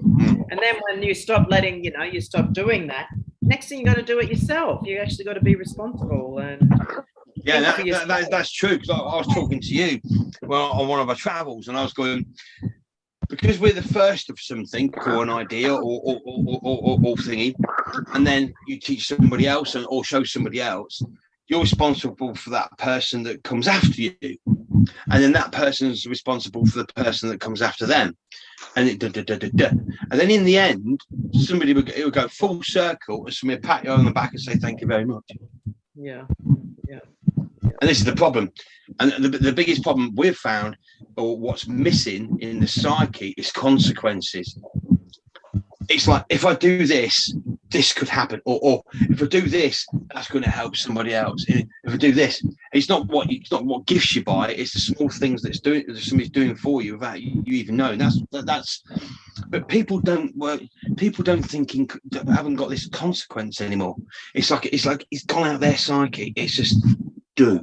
Fuck anybody else. And it's like, and I'm all right, Jack, and fucking blah blah blah. But it has consequences. But they don't even think about consequences for themselves. Don't even think for themselves. and there's something missing out the psyche. Yeah, there's something missing out the psyche of consequences. You know, and when you talk to people, there's consequences about anything you do or anything you say. So you've got to be quite careful what you do or say, because there's consequences. But people have lost this power of seeing consequences. They need a slap in the face too. Every adult wants every fucking liberty and every. But even when you point them out, the consequences out, they still don't learn it, do they? They don't. It's almost like it's a foreign language. And going back to that story when about her voice. I mean, that was a real kick in the old fucking short and curlies for me. That was a bang. We was wide awake of how corrupt everything was and everything. We knew, I mean, we was dealing with these people, and then this on top of that. That's when it was like bang, and then obviously we used that energy to help us pull the banks down and pull their pants down and slap them on the ass and fucking. And we were using that within all of that, but that was a wake up call for us. Yeah. That's when our party days of just partying had come to an end, but we're still partying but learning from it, and that was the evolved too. That was the switcheroo, wasn't it? The same party tricks don't affect you the same way, right? Because you become more than, because we contain more than. So you get to a point where you sate those desires and you start to look within. And I think you're like cataloging at the moment, like where you catalog everything that you know. Because look at what's happening online on Facebook. You got your webpage, you got this, you got so much has happened that it actually is just it. If you're looking at life like a chess game, you can pretty much see that you guys are just, like I said, cataloging and preserving in a format that you can share with others, and they then can take their morsels of whatever it is and they're share going back. to learn. Yeah. And I do remember, right at the beginning with Abracadabra, there was codes within it, because obviously we was opening something that was quite powerful, or it's connecting to everything else. But there's codes in it. If anybody uses it for wrong, they get a fucking slam. Yeah. Because that was one of the biggest things, wasn't it? And that's why we've always kept it to ourselves. We've known it for 20 odd years, and we've had it in our lives. But we also know there's a time when we share that information. But when do you share that information? You know what I mean? It's like, because we knew how powerful it was because of the stories it took us on and what it showed us. So it was a case of like when I always knew there was a time to share, but when? And obviously, this has gone on, so it's time to share. And if it wasn't time to share, it wouldn't have happened. Well, it would, it wouldn't flow. There would be no continuity. There would be no congruency. Yeah. In the people that you're meeting, and these really, like, I love the word serendipitous, but it is exactly like that for you. To move through and past situations as well. Sorry. It's like what I was saying last week. When you actually look at the clock properly, from them simple calculations, don't forget them calculations come out of a word. From those simple calculations of adding across the clock and then subtracting the highest from the lowest, 4 out, it goes 666 around the clock, which is 72, and 72 is 9 completion. And then if people go back to the clock and look at the clock, it's over a year ago, and look at every 12 point, and then count from the 12, and it goes 1, 2, 3, 4, 5 all the way around the clock back to 12 again. And then you go back to the top of the clock and it gets 12, 1, 2, 3, 4. There's actually 3 clocks. 3 clocks within it. 3 separate spheres in that clock. In that clock. Perfect. The calculations, I can get it up.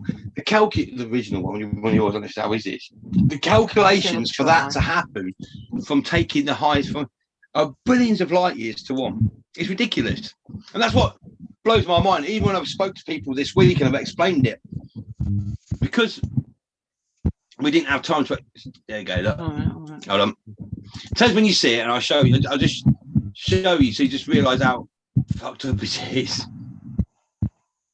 Can you see Can that? you see that? Yeah. So that's the first clock. So there's the first clock. So there's your first 12 around there. Look, yeah. Right. So because all you're doing is AD, look, add. That is a word for add. Add across. There's your cross. Yeah. That cross is abracadabra because that's the way it spells in the book when you look at how it formats itself in Phase and Fable. The cross. That's abracadabra. And then he's telling you, look, add across. So you just do 7 and 1. Yeah, which is 8, and then you just do that all the way around the clock. Yeah, add across. You're doing exactly what it says. How simple it is. 10, and you just add across the clock. 9 and 3. And then because you've got to balance the clock, you just take the highest from the lowest. So all you're doing is taking the highest from the lowest. So of course, when you take the highest from the lowest, from the 1, I can't see them. There's the 1. Look, and the 8, which is 7. And then 7 from the 8, which is 1. 1 from the 7, which is 6. And you do that on every line. Yeah. And 4 calculations of how is the 666 around the actual clock log. It's completion. It's balance. Yeah. And then when you actually look at the clock, if you look at the 6 at the bottom underneath the 18, look, you've got a 12 there. And then you go 12, and you go 1, 2, 3, 4, 5, 6, 7, 8, 9, 10, 11, back to 12 again. Yeah, and then you go onto the next line out. Look, it's the 12 up there. Look, that's it. Here's the next 12. Look, 1, 2, 3, 4, 5, 6. What's the odds of that? 9, 10, 11, 12. The odds of that happening from a simple calculation are billions to fucking 1. So that's 3 full clocks. 3 full clocks within that. Yeah. So when you one there, and one there, and one there. So I get it. Yeah. So looking. Yeah. So that's the first one. Yeah, that's the first one. And that's the second one. And then that's the third one. And then that one's the third. And then it goes to 6. The next calculation is 6 all the way around the outside. What is the odds of that? Or how? From the word, don't forget this came from the word. This is the word that created the clock. Yeah. So it's the word that created that. And the simple calculations, it balances perfectly. It's like fucking mind blowing. Yeah. How did you know how many times to go out? Because you could just keep calculating, couldn't you? We've done that on the other clock. I've took it to the nothing now. So to the 0. This was the first one I had. This was the first one I had over 20 years ago when the download came to me. And then I put this together this download came to me in 4 hours, and I put that together in 4 hours. In 4 hours, I was like, "Fuck!" I knew nothing. I knew nothing about numerology. I knew nothing about any of it. So all of that, yes. When you look at it today, it's all quite out there. This is over 20 odd years ago when I knew nothing about numerology or anything. Well, a lot of this wouldn't have been out. No, so reading specific. All of that came from this boom. Yeah. So like, and then when you look at it, it's like, wow. It's like you can't. If you went looking to create a clock and then put a word with it, how the fuck you would never do it. Yeah. I'm glad I got it right first time. Otherwise, it took me fucking. I've never done it. you know what I mean? Yeah. So when things are meant to be, they're meant to be. Yeah. So that's why I know it's a real. It still blows my mind even now. When I look at it, when you look at them simple calculations, and all that clock perfectly reverses itself and then rebuilds itself 3 times out to this, and then 4 calculations out. Yeah, it's the 666 around the clock. Yeah, it's like, wow. And then obviously you put numerology with Abracadabra and it's 52, which is also 222, 5 and 2 is the same symbol but reversed. Yeah. And it's 52 weeks in a year. Say there's 4 calculations for 4 weeks to a thingy. There's 52 cards. There's 52 cards in a pack of play cards. Yeah. Clock patience, same thing.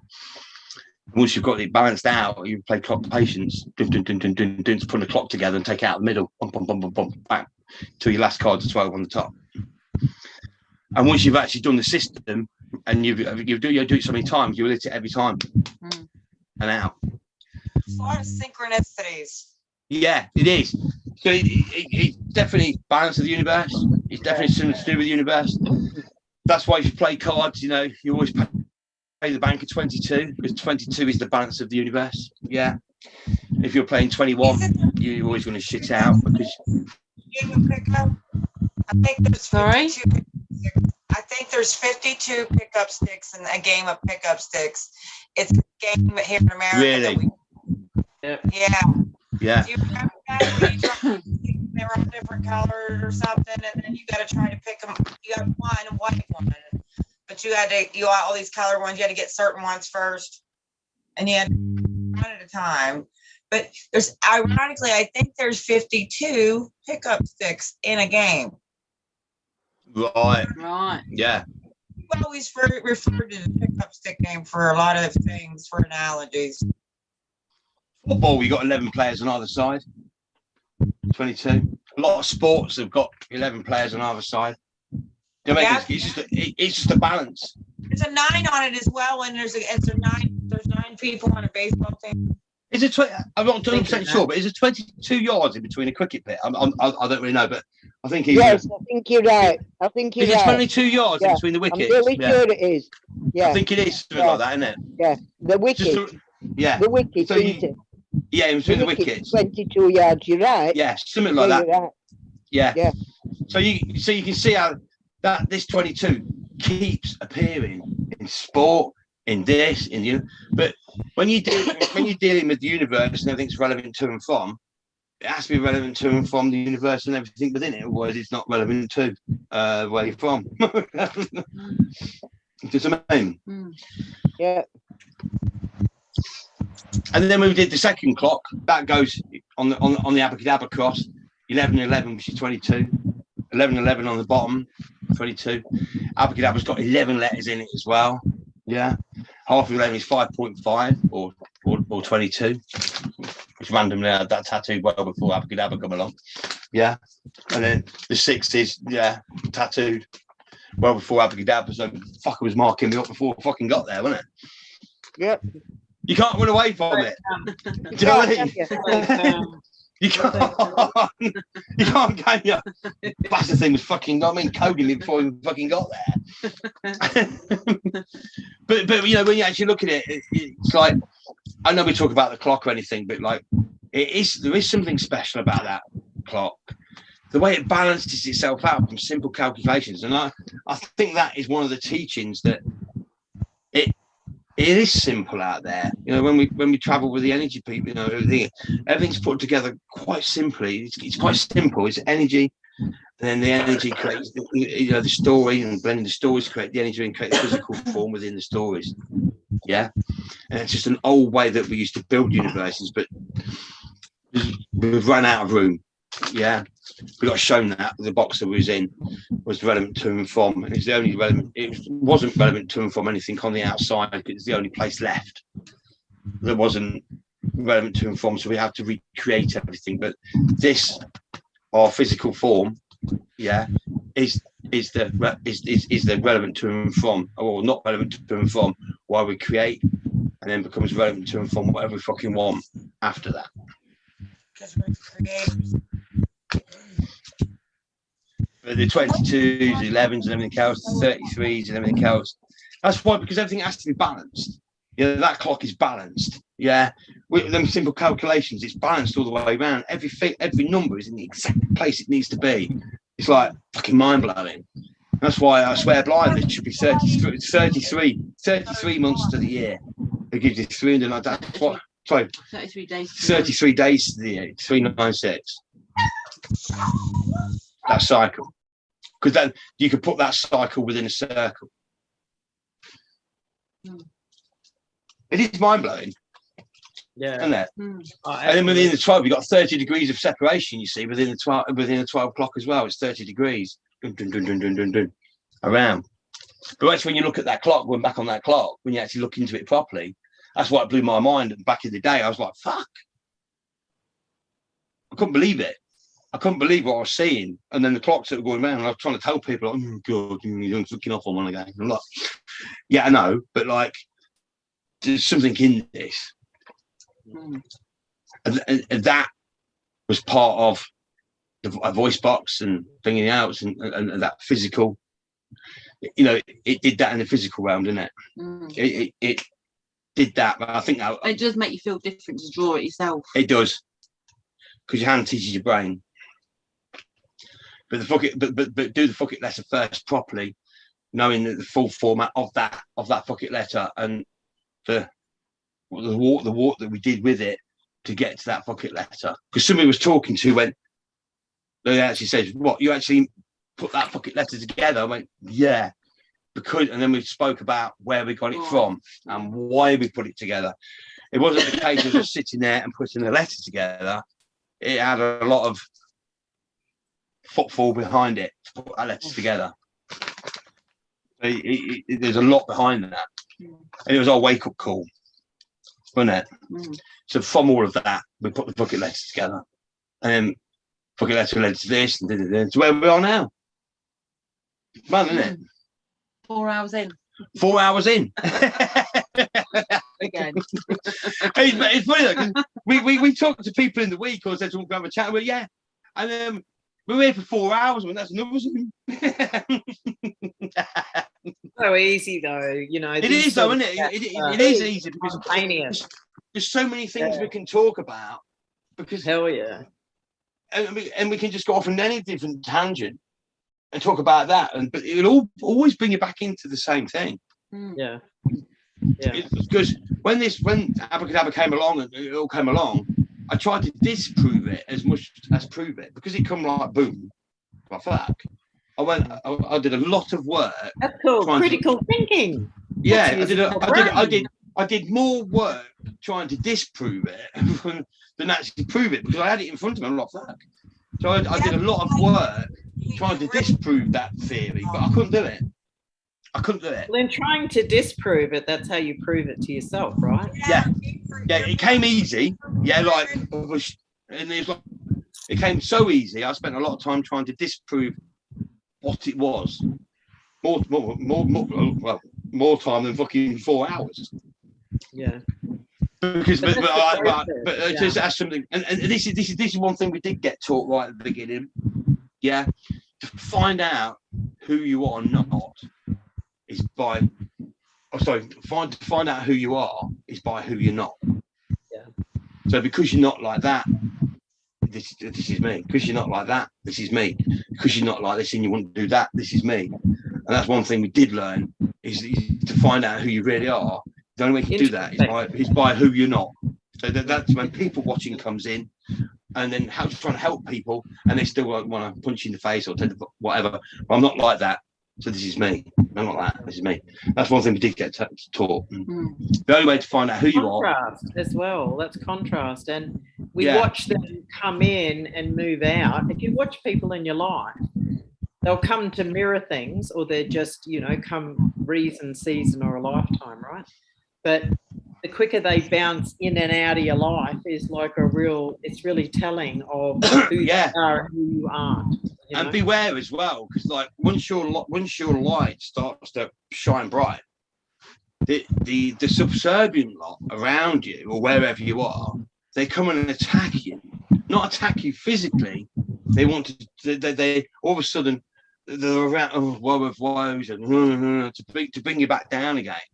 And then once they've turned your light off and grounded you and shut you in again, they'll fuck off. Yeah. And then once you start to come out of it again, they'll fucking come back. Don't they? And it's understanding that the entities that time is ticking, the fucking idiots, the powers that be, time is running out, but they do have a subservient species that protects them and guards them, because what we don't give them power. It's like this subservient race that they've created that keeps them in power because it protects them. It's like the legal system. The legal system is set up to protect them. The barristers, it protects the courts. The police protect the fucking barristers from. So the whole legal system is to protect the inner circle. Well, it's self-serving. It's self-serving. Yeah, and if we went for a job within that circle, we wouldn't get the job because of the fact of who we are. Because they're only strong energy. Yeah, they're only going to employ their own. They're not going to let you in. Plenty of times, everybody goes through that. Job interviews, relationships, stuff like that, where you just bounce off, like boing, just for all you're trying, it's just not going to happen. It's like a repulsive. And this is on about not something. It's like politicians, right? And they get asked the question, but they'll never give an answer on a question. They'll spend hours skirting around it. Yeah. And the only reason is because they're not in control of the answer they're going to give you, because somebody else is, because they're puppets. Yeah. Because they're not in control of the answer to that question, they'll talk about something else because they're just puppets and they're not allowed to give an answer. They're not actually authority. They've got no authority to give it. So that's why they'll swerve off in a different direction, because they have no power to give the fucking answer to that question. Simple as that. So wake up, folks. Yeah, any politicians ask a question, if they will skirt for hours and not answer the question, is because they're not in control of the answer that they give. Simple as that. Because it's just puppets.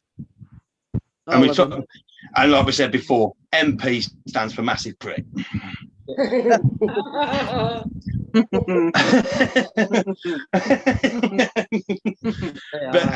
and that's why it's the nuts and bolts of the whole system. If they can't give us straight answers because they're not in control of the answer they're going to give you, simple as that. Because they're just puppets. And that's why Ronald Reagan was such a great president, because he was an actor and he's used to reading lines. Being told what to say. Yeah. Yeah. Be up there talking. I remember that. And they're all the same. No matter who's in power, they have to abide by who's telling them what. No matter who it is, how powerful you are, or anybody else, they're all subservient to what they're being told what to do. Well, they're all product. I remember the first time I heard someone term that about, like the Kardashians, anybody on any show, that they're just product. And you really start to realize then, you're like, fuck. I remember, years back, years. And I was thinking, well, everyone's product. They just get ushered around, told, do this, stand there, say this, be that, smile. And that's what you do. You're like the dancing monkey, or all of them are a little dancing monkey. Yeah. And here we are running around, all good, normal humans, wanting to be like the dancing monkeys. Or to think we need to be a dancing monkey. But then you get people like us who go, fuck the monkey bloody bullshit.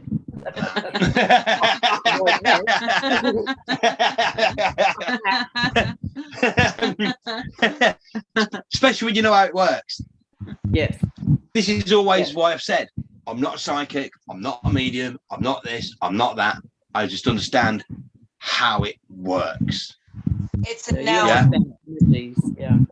It's all. I understand how it works, and it works because of what it is. Yeah. But see, people will want to make your story the energy, whereas your story is how you interpret it and lived through the energy, through seeing it, getting it, reacting to it, and doing it. some people don't have the ability to keep you here and listen to your story and understand that what you're speaking about is energies, is frequencies, is manipulating energies and frequencies. Yeah, that's what you do. That's what you do. And we learned the hard way. We learned our trade, or what we want to call it, physically.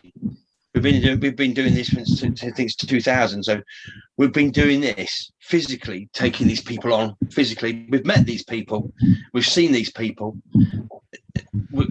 We've done that. We've done the footwork. We've done the hard work. You know, we've done the physical work. We've done the toe-to-toe work. We've done the energy work. We've seen it all before, haven't we? Yeah. So like, schooled. Yeah, and I tell people, but they still look at me like blank. I'm like, look, we've been there. We've been in the system. We've been to the point of being at court, telling them what we thought of them. Outside court time, don't forget, courts are only courts between 10 and 4. They've only got a license between 10 and 4.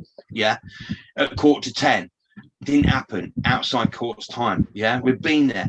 We've been followed by probably 10 or 15 undercover wherever we went after that court meeting because of who we are, and we got followed everywhere we went. Yeah, everywhere we went, we got followed. We had phones tapped. We had this. We had that. We had the fucking lot. Yeah, but we're still here. And at this time we was on our own, and it's so nice that we can communicate with other people like us, because we actually thought we was on our own for a long time. Long time. You were, yeah, on your own.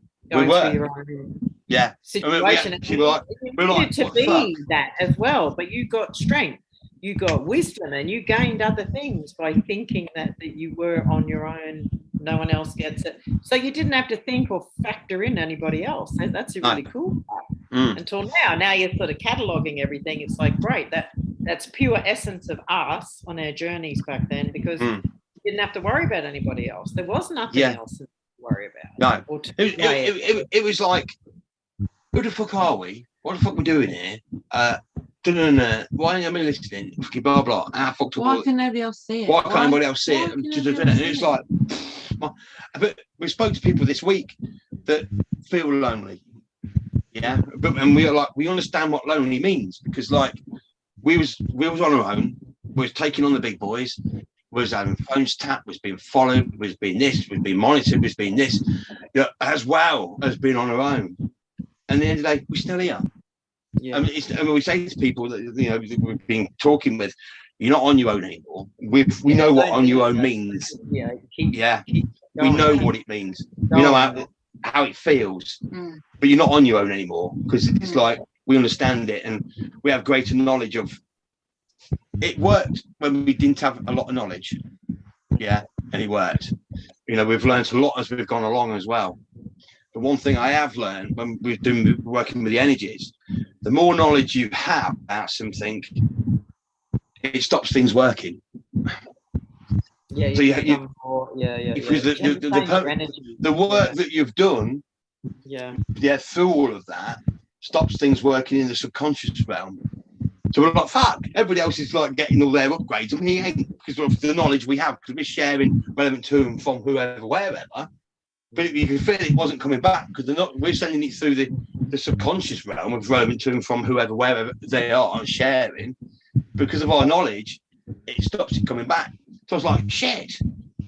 So in the end, we was like having to put full, and then go back to the beginning and put a break in. So the least I did, the more it happened. So in the end, I went, oh my god, we've got a new superpower. What's that? Then the superpower was nothing. So I sat there with my hands like this, and the energy sitting on my hands, and I was nothing, and everything was still going on around us. I was like, wicked. What's a wicked superpower? Yeah, as in, by me sitting there, the energy is in my hands, and everything was still creating itself around us by doing nothing. Because to understand nothing, you have to understand everything to understand what nothing means. Well, and there is no nothing. There is no such thing as nothing. It's like zero. Zero is a number. People think zero means nothing, and it's not a number. But see, because I said to you before that there was only you got 0, and you got 1, 2, 3, 4, 5, 6, 7, 8, 9. Yeah, you've only actually got 9 single digits, or 10 single digits. Just going to say, and that's 10. Yeah, and then out of them single digits, you can make anything you want. After that, it's multiples of them single digits. But you've only got same things rehashed, yes. And isn't that life's experience? Is that right? You take what you had and you add the next bit and the next bit and the next bit, and but it is not like only it's 9, isn't it? 9 to the 10. But we've got shown that with the parallels. There was 1 to the 9, so there's one parallel, and the 1 to the 9, and 9 is purification, and then the 9 pushes into the 10, clink, and then that becomes the 1 again. So it's the 1 to the 9, clink to the 10, back to the 1, which is 10. That's the 8, right? That's that's the 8, and then you go 8, 9 is purification, so it's a parallel. So the parallel comes up. The 9th parallel is purification. The 9th parallel then pushes into the 10th parallel, which then becomes the 1 again. So it's the 1 to the 9, back to the 1. Stays in the single digits. It reminds me of the scale on a piano. It starts with do and ends with do. And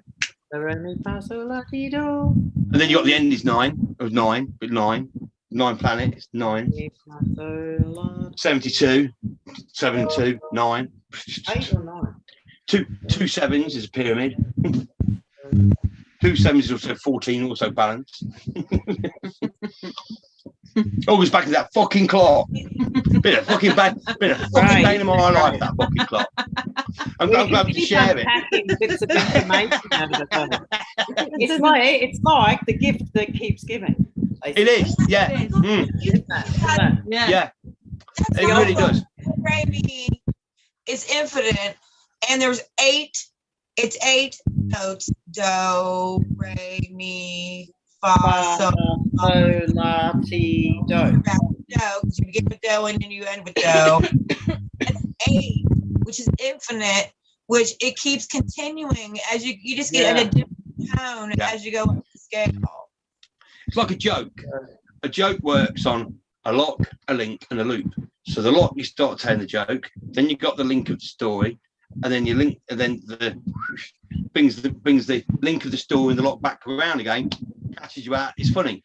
That's how a joke works. A lock, a link, and a loop. And you got the lock, a link, and a loop. It's figure of 8.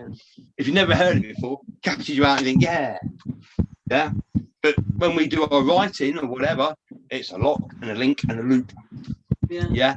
So when we write letters, it's a lock, a link, and a loop. So it's a lock of what you should have done, a link, and a loop, back around again, boom, of that. So they can't get out of it. Yeah. You can sort the problem out and say sorry, and we'll sort and be honest. And if you don't, that figure of 8 gets tighter and tighter and tighter. Until it goes pop.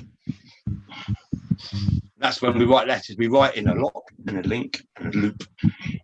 It's like a quicksand, isn't it? It they is. Can either put in and be authentic and come with a good energy, or wriggle and drown themselves. That school letter we wrote that and was banned on Sky within less than 24 hours. Like, boom, have that, motherfuckers. Yeah. So we got. So I don't know if we're the first people out there to have a broadband or website banned on broadband. So if you're with Sky, you can't get on our website because they reckon it's to do with violence, hate, gore, and what was it one? Guns or something, wasn't it? Gun weapons. Yeah. So we've been banned from Sky Broadband for everything they show on TV. Everything you don't have. So everything on multiple channels. Yeah. So everything they show on TV, we've been banned for. It's like, are you fucking kidding me? Funny though, isn't it? It makes me fucking laugh. Right? Thank you to Hollywood. What you say, Terry? Sorry? Why is it that others get away with certain things and others don't? It's the way that what it is. It's the way that we write letters. So we write a letter in a certain way. Now, we was writing that letter lock, link, and loop. part of the Abracadabra to the banks when we was nailing them. And they didn't know what to fucking do with us because obviously like fuck, we were fucked. There was fucked from day one anyway, but like there was fucked, so we just had fun with it. So once we wrote that letter out, yeah, boom. Obviously, because they're still watching us, yeah, because like they always have done. Now we've used that format within the corporate world and destroyed them with that format of. They even got a top barrister in London and wrote us a letter saying, "Please refrain from writing letters with this format in." So we wrote him a stinking one and said, "See in fucking court," fucking and he got one and all. Never heard from him ever a fucking game, did we? Like, fuck you. Right, yeah. Like, you fucking can't tell me how to fucking write it out. Fucking do. Fuck off. Never heard from him. I hear that. I hear that. I dare you. and then we obviously we took the whole thing to Westminster 7, you know, the top law courts. Same. I told them to fuck off. Yeah, I told them to fuck off and all. Because we said, because everybody's entitled to have the type out of the court case and also the tape recording. It's part of you're supposed to your legal entitlements you're allowed to see. So we asked for it. They wrote back and said no. So they got a stinking letter and we called them like fucking countries as well, didn't we? Fucking blah blah blah. That. We never heard from Westminster. We actually had a letter come through the door on a Saturday morning with the Houses of Parliament, Westminster 7 on it. And we opened it up and they went, "No, you're not having it." So we wrote a stinking letter, block Lincoln open, fuck you.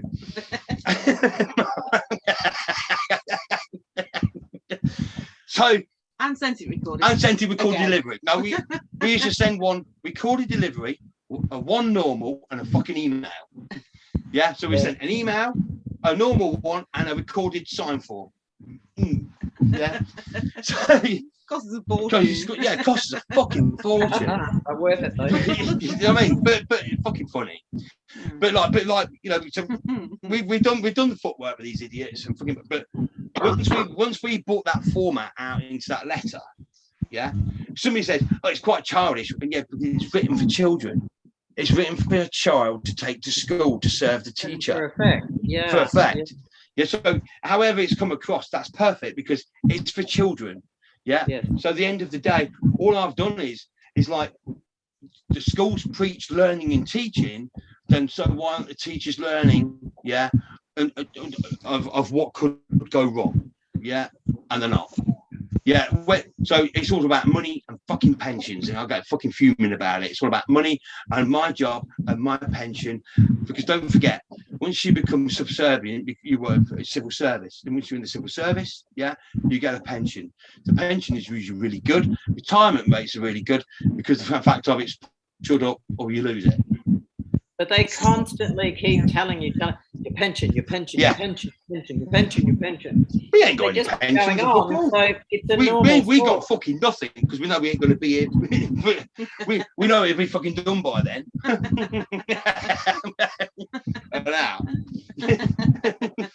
It's true, isn't it? Yeah. But yeah. So yeah, we've done the footwork with these motherfuckers, but they're nobody to fear. And if they had all this power and influence and everything else, yeah, well, you thought they had a sniper on us back in the day because we was fucking annoying the fuckers to fuck. But again, they probably did. You know what I mean? But like, we're still here. You know what I mean? Because we're immortal. You can't fucking get rid of Islam. Yeah. And that's one thing we got shown on our travels, that we was working on the tree of death. There's the tree of death and there's the tree of life. Yeah, the tree of death is immortality. Yeah, because it's constant. If you live on the tree of life, some twat can come along and fucking you can be taken out. But we're shown that we all live on the tree of death. The tree of death is immortality. Yeah. So if you lived in the tree of life at that particular point, accidents can fucking happen. But by living in the tree of death, accidents don't fucking happen because it's immortality. We choose when we want to come back, when we take control of the tree of life. The tree of life was stolen. They stole it or was given it, and basically they've been using it for wrong. But we've come in on the tree of death. The tree of death is immortality. So we live forever because we're already dead. We can't die. And it's immortality. You don't want to actually live on the tree of life, without understanding the immortality of the tree of death. And that tree of death can be reborn into the tree of life, and it all becomes one. Immortality. Is that like the tree of life, where you're as above, so below, like the tree, and then all the roots down the bottom? So is that, we got shown that we travel, because we've had to walk the walk, and we've always had to be here. It's just immortality, and the only way we can do that is living on the tree of death.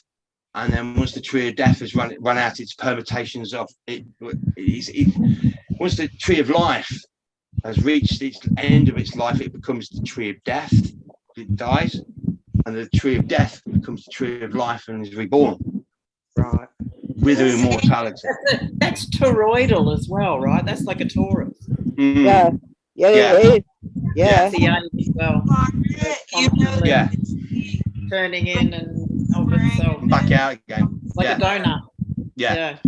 The planet is toroidal, and all energies are toroidal.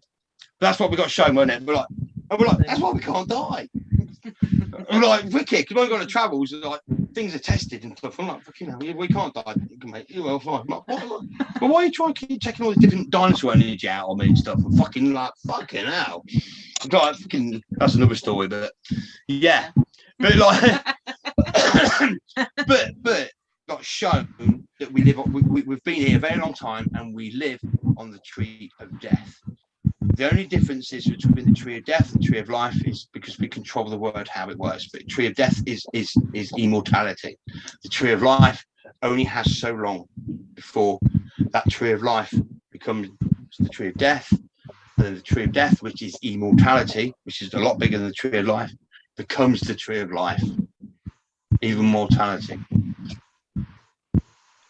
Their tree of life that was given or pinched will come to an end, and when that comes to an end, it will stop, pop off, and then the tree of death, which is immortality, reblooms itself, because then the universe is flower coded, and then becomes the tree of life.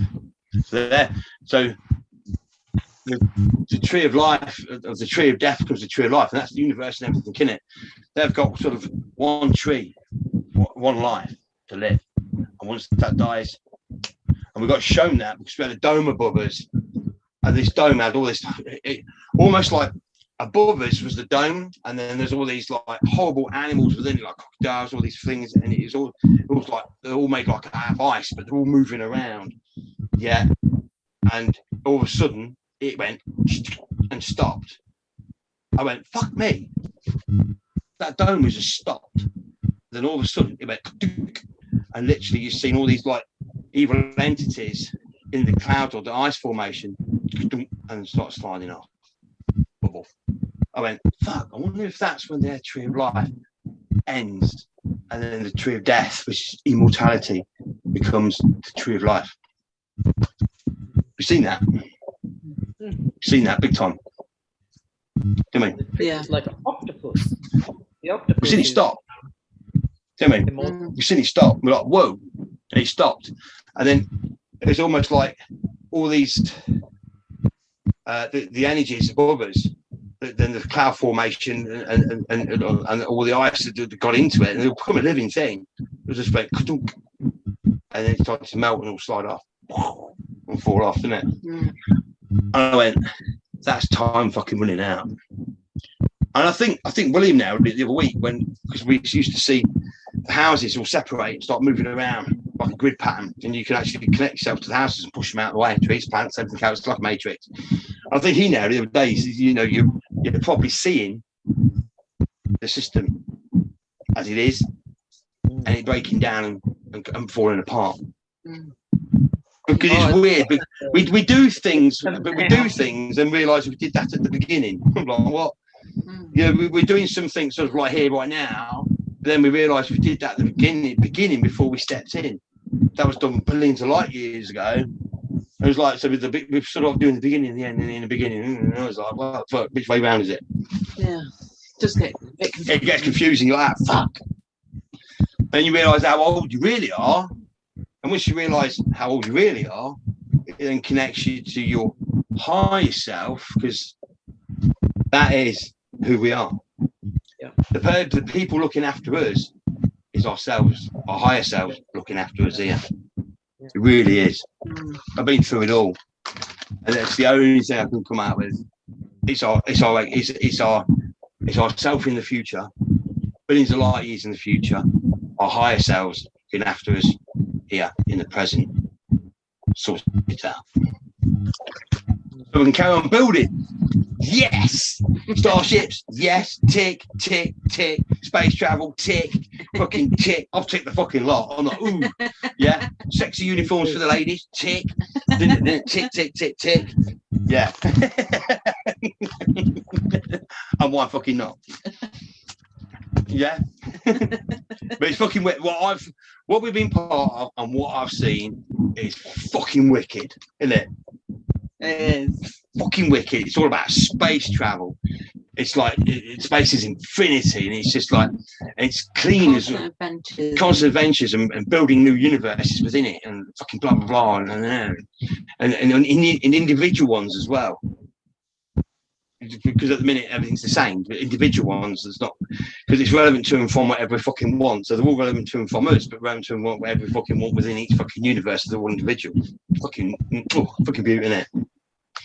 So literally, you can have whatever you want, because we've not got no confines of our old storytelling, and then that creates the energy and the physical form within it. And it's a case of clearing all that out, so we can go and build whatever we've already built. A lot of them, because they're like, what else are we doing? And I'm like, so we're doing what we're doing, but like, what else are we doing there? And it's like, you get an inkling of what else we've built out there. It's like, fucking hell, how long have we been out there? No, a long time. Give us a fucking head fuck. Yeah. That's what I see. That's what you see. You know what I mean? But like, and it's fucking awesome. It's awesome. This here is inside the. I swear by God, it's inside the belly of the starship, and he projects it onto the outside of the starship to do what we got to do. All the fucking wrong uns are fucking trying to escape, trying to change the DNA, trying to make the inevitable go away. Yeah. But Mother Nature's learned. Yeah. She's armed and she's fucking dangerous. Yeah. I'm glad I'm on her fucking side. Yeah. Because you can piss people off and you can duck out the way of them. But to the fucking unity, an infinity universe that knows who you are, yeah, you're not fucking running from fucking nobody. You are fucked. Yeah. That tornado is coming after you. Yeah. Fucked. Because she's learned, yeah, and she knows.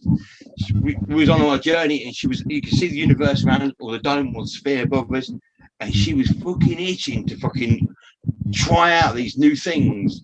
I went, go on then. And she went off and she went around collecting all the fucking wrong uns. We were like, woohoo, wasn't it? Wasn't it? It was like, fuck. Because she's learned. Yeah. She's learned that to be caring and nurturing, there is to be a point where she has to be brutal to herself. Yeah, brutal, firm to herself. To be that nurturing, caring, because there is a limit. I think that's what it's all about, really. All of this that's going on is basically putting a case in front of her to the maximum to go, look, what else can you do? And I was standing back and going, lesson learned. I think that is the be-all end of it, really. Music in the background there. Like I hear some crackling of a microphone's been going on for a while, but some music. Yeah. Yeah, I don't know what it is. Sounds like underwater. Yeah, well, as I said, another shit. Just now, it started playing music. It was just a crackling sound, like a microphone somewhere. Yeah. Sounds a bit like an underwater sound, doesn't it? Yeah. It's probably Barclays Bank. Or Sky. Well, life insurance, not really. I'm not. Why is that? Because we live on the tree of death. That's my insurance.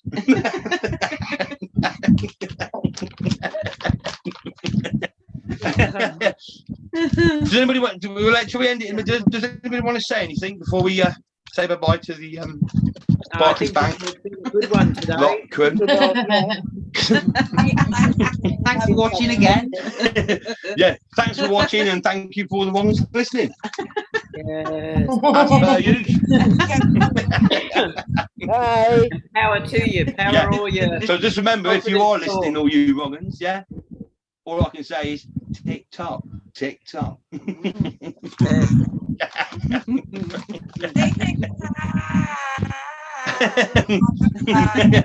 Ticky tocky, ticky tocky. So, like I say, by consuming all their negative thoughts and then use that, yeah, into creating the beautiful out of all that negative thoughts, yeah. Which is, I used to say to the Ennies, let's stop fucking around. Let's maximise the amount of fucking negative we can fucking use up, yeah, and fucking get the show on the fucking road. Yeah. As soon as we've used it up, we can go home. Yeah. And that's true. We're all looking for the way home because we feel like this isn't our home. Yeah. Basically.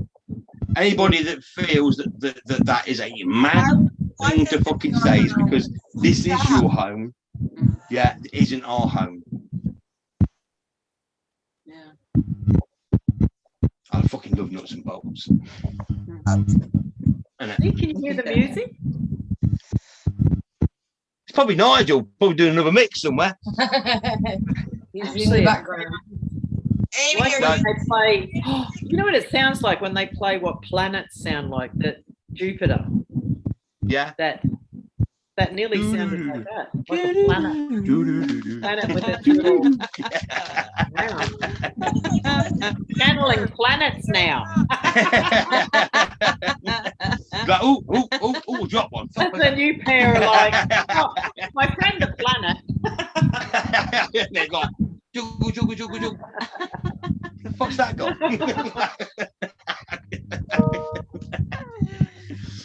Right. Thank you very much, everybody. Yeah, thank you very much. You guys will stay on, yeah? Yeah. Yeah. Bye. Thank you very much. See you later. everyone. Tick tock, tick tock. Yeah.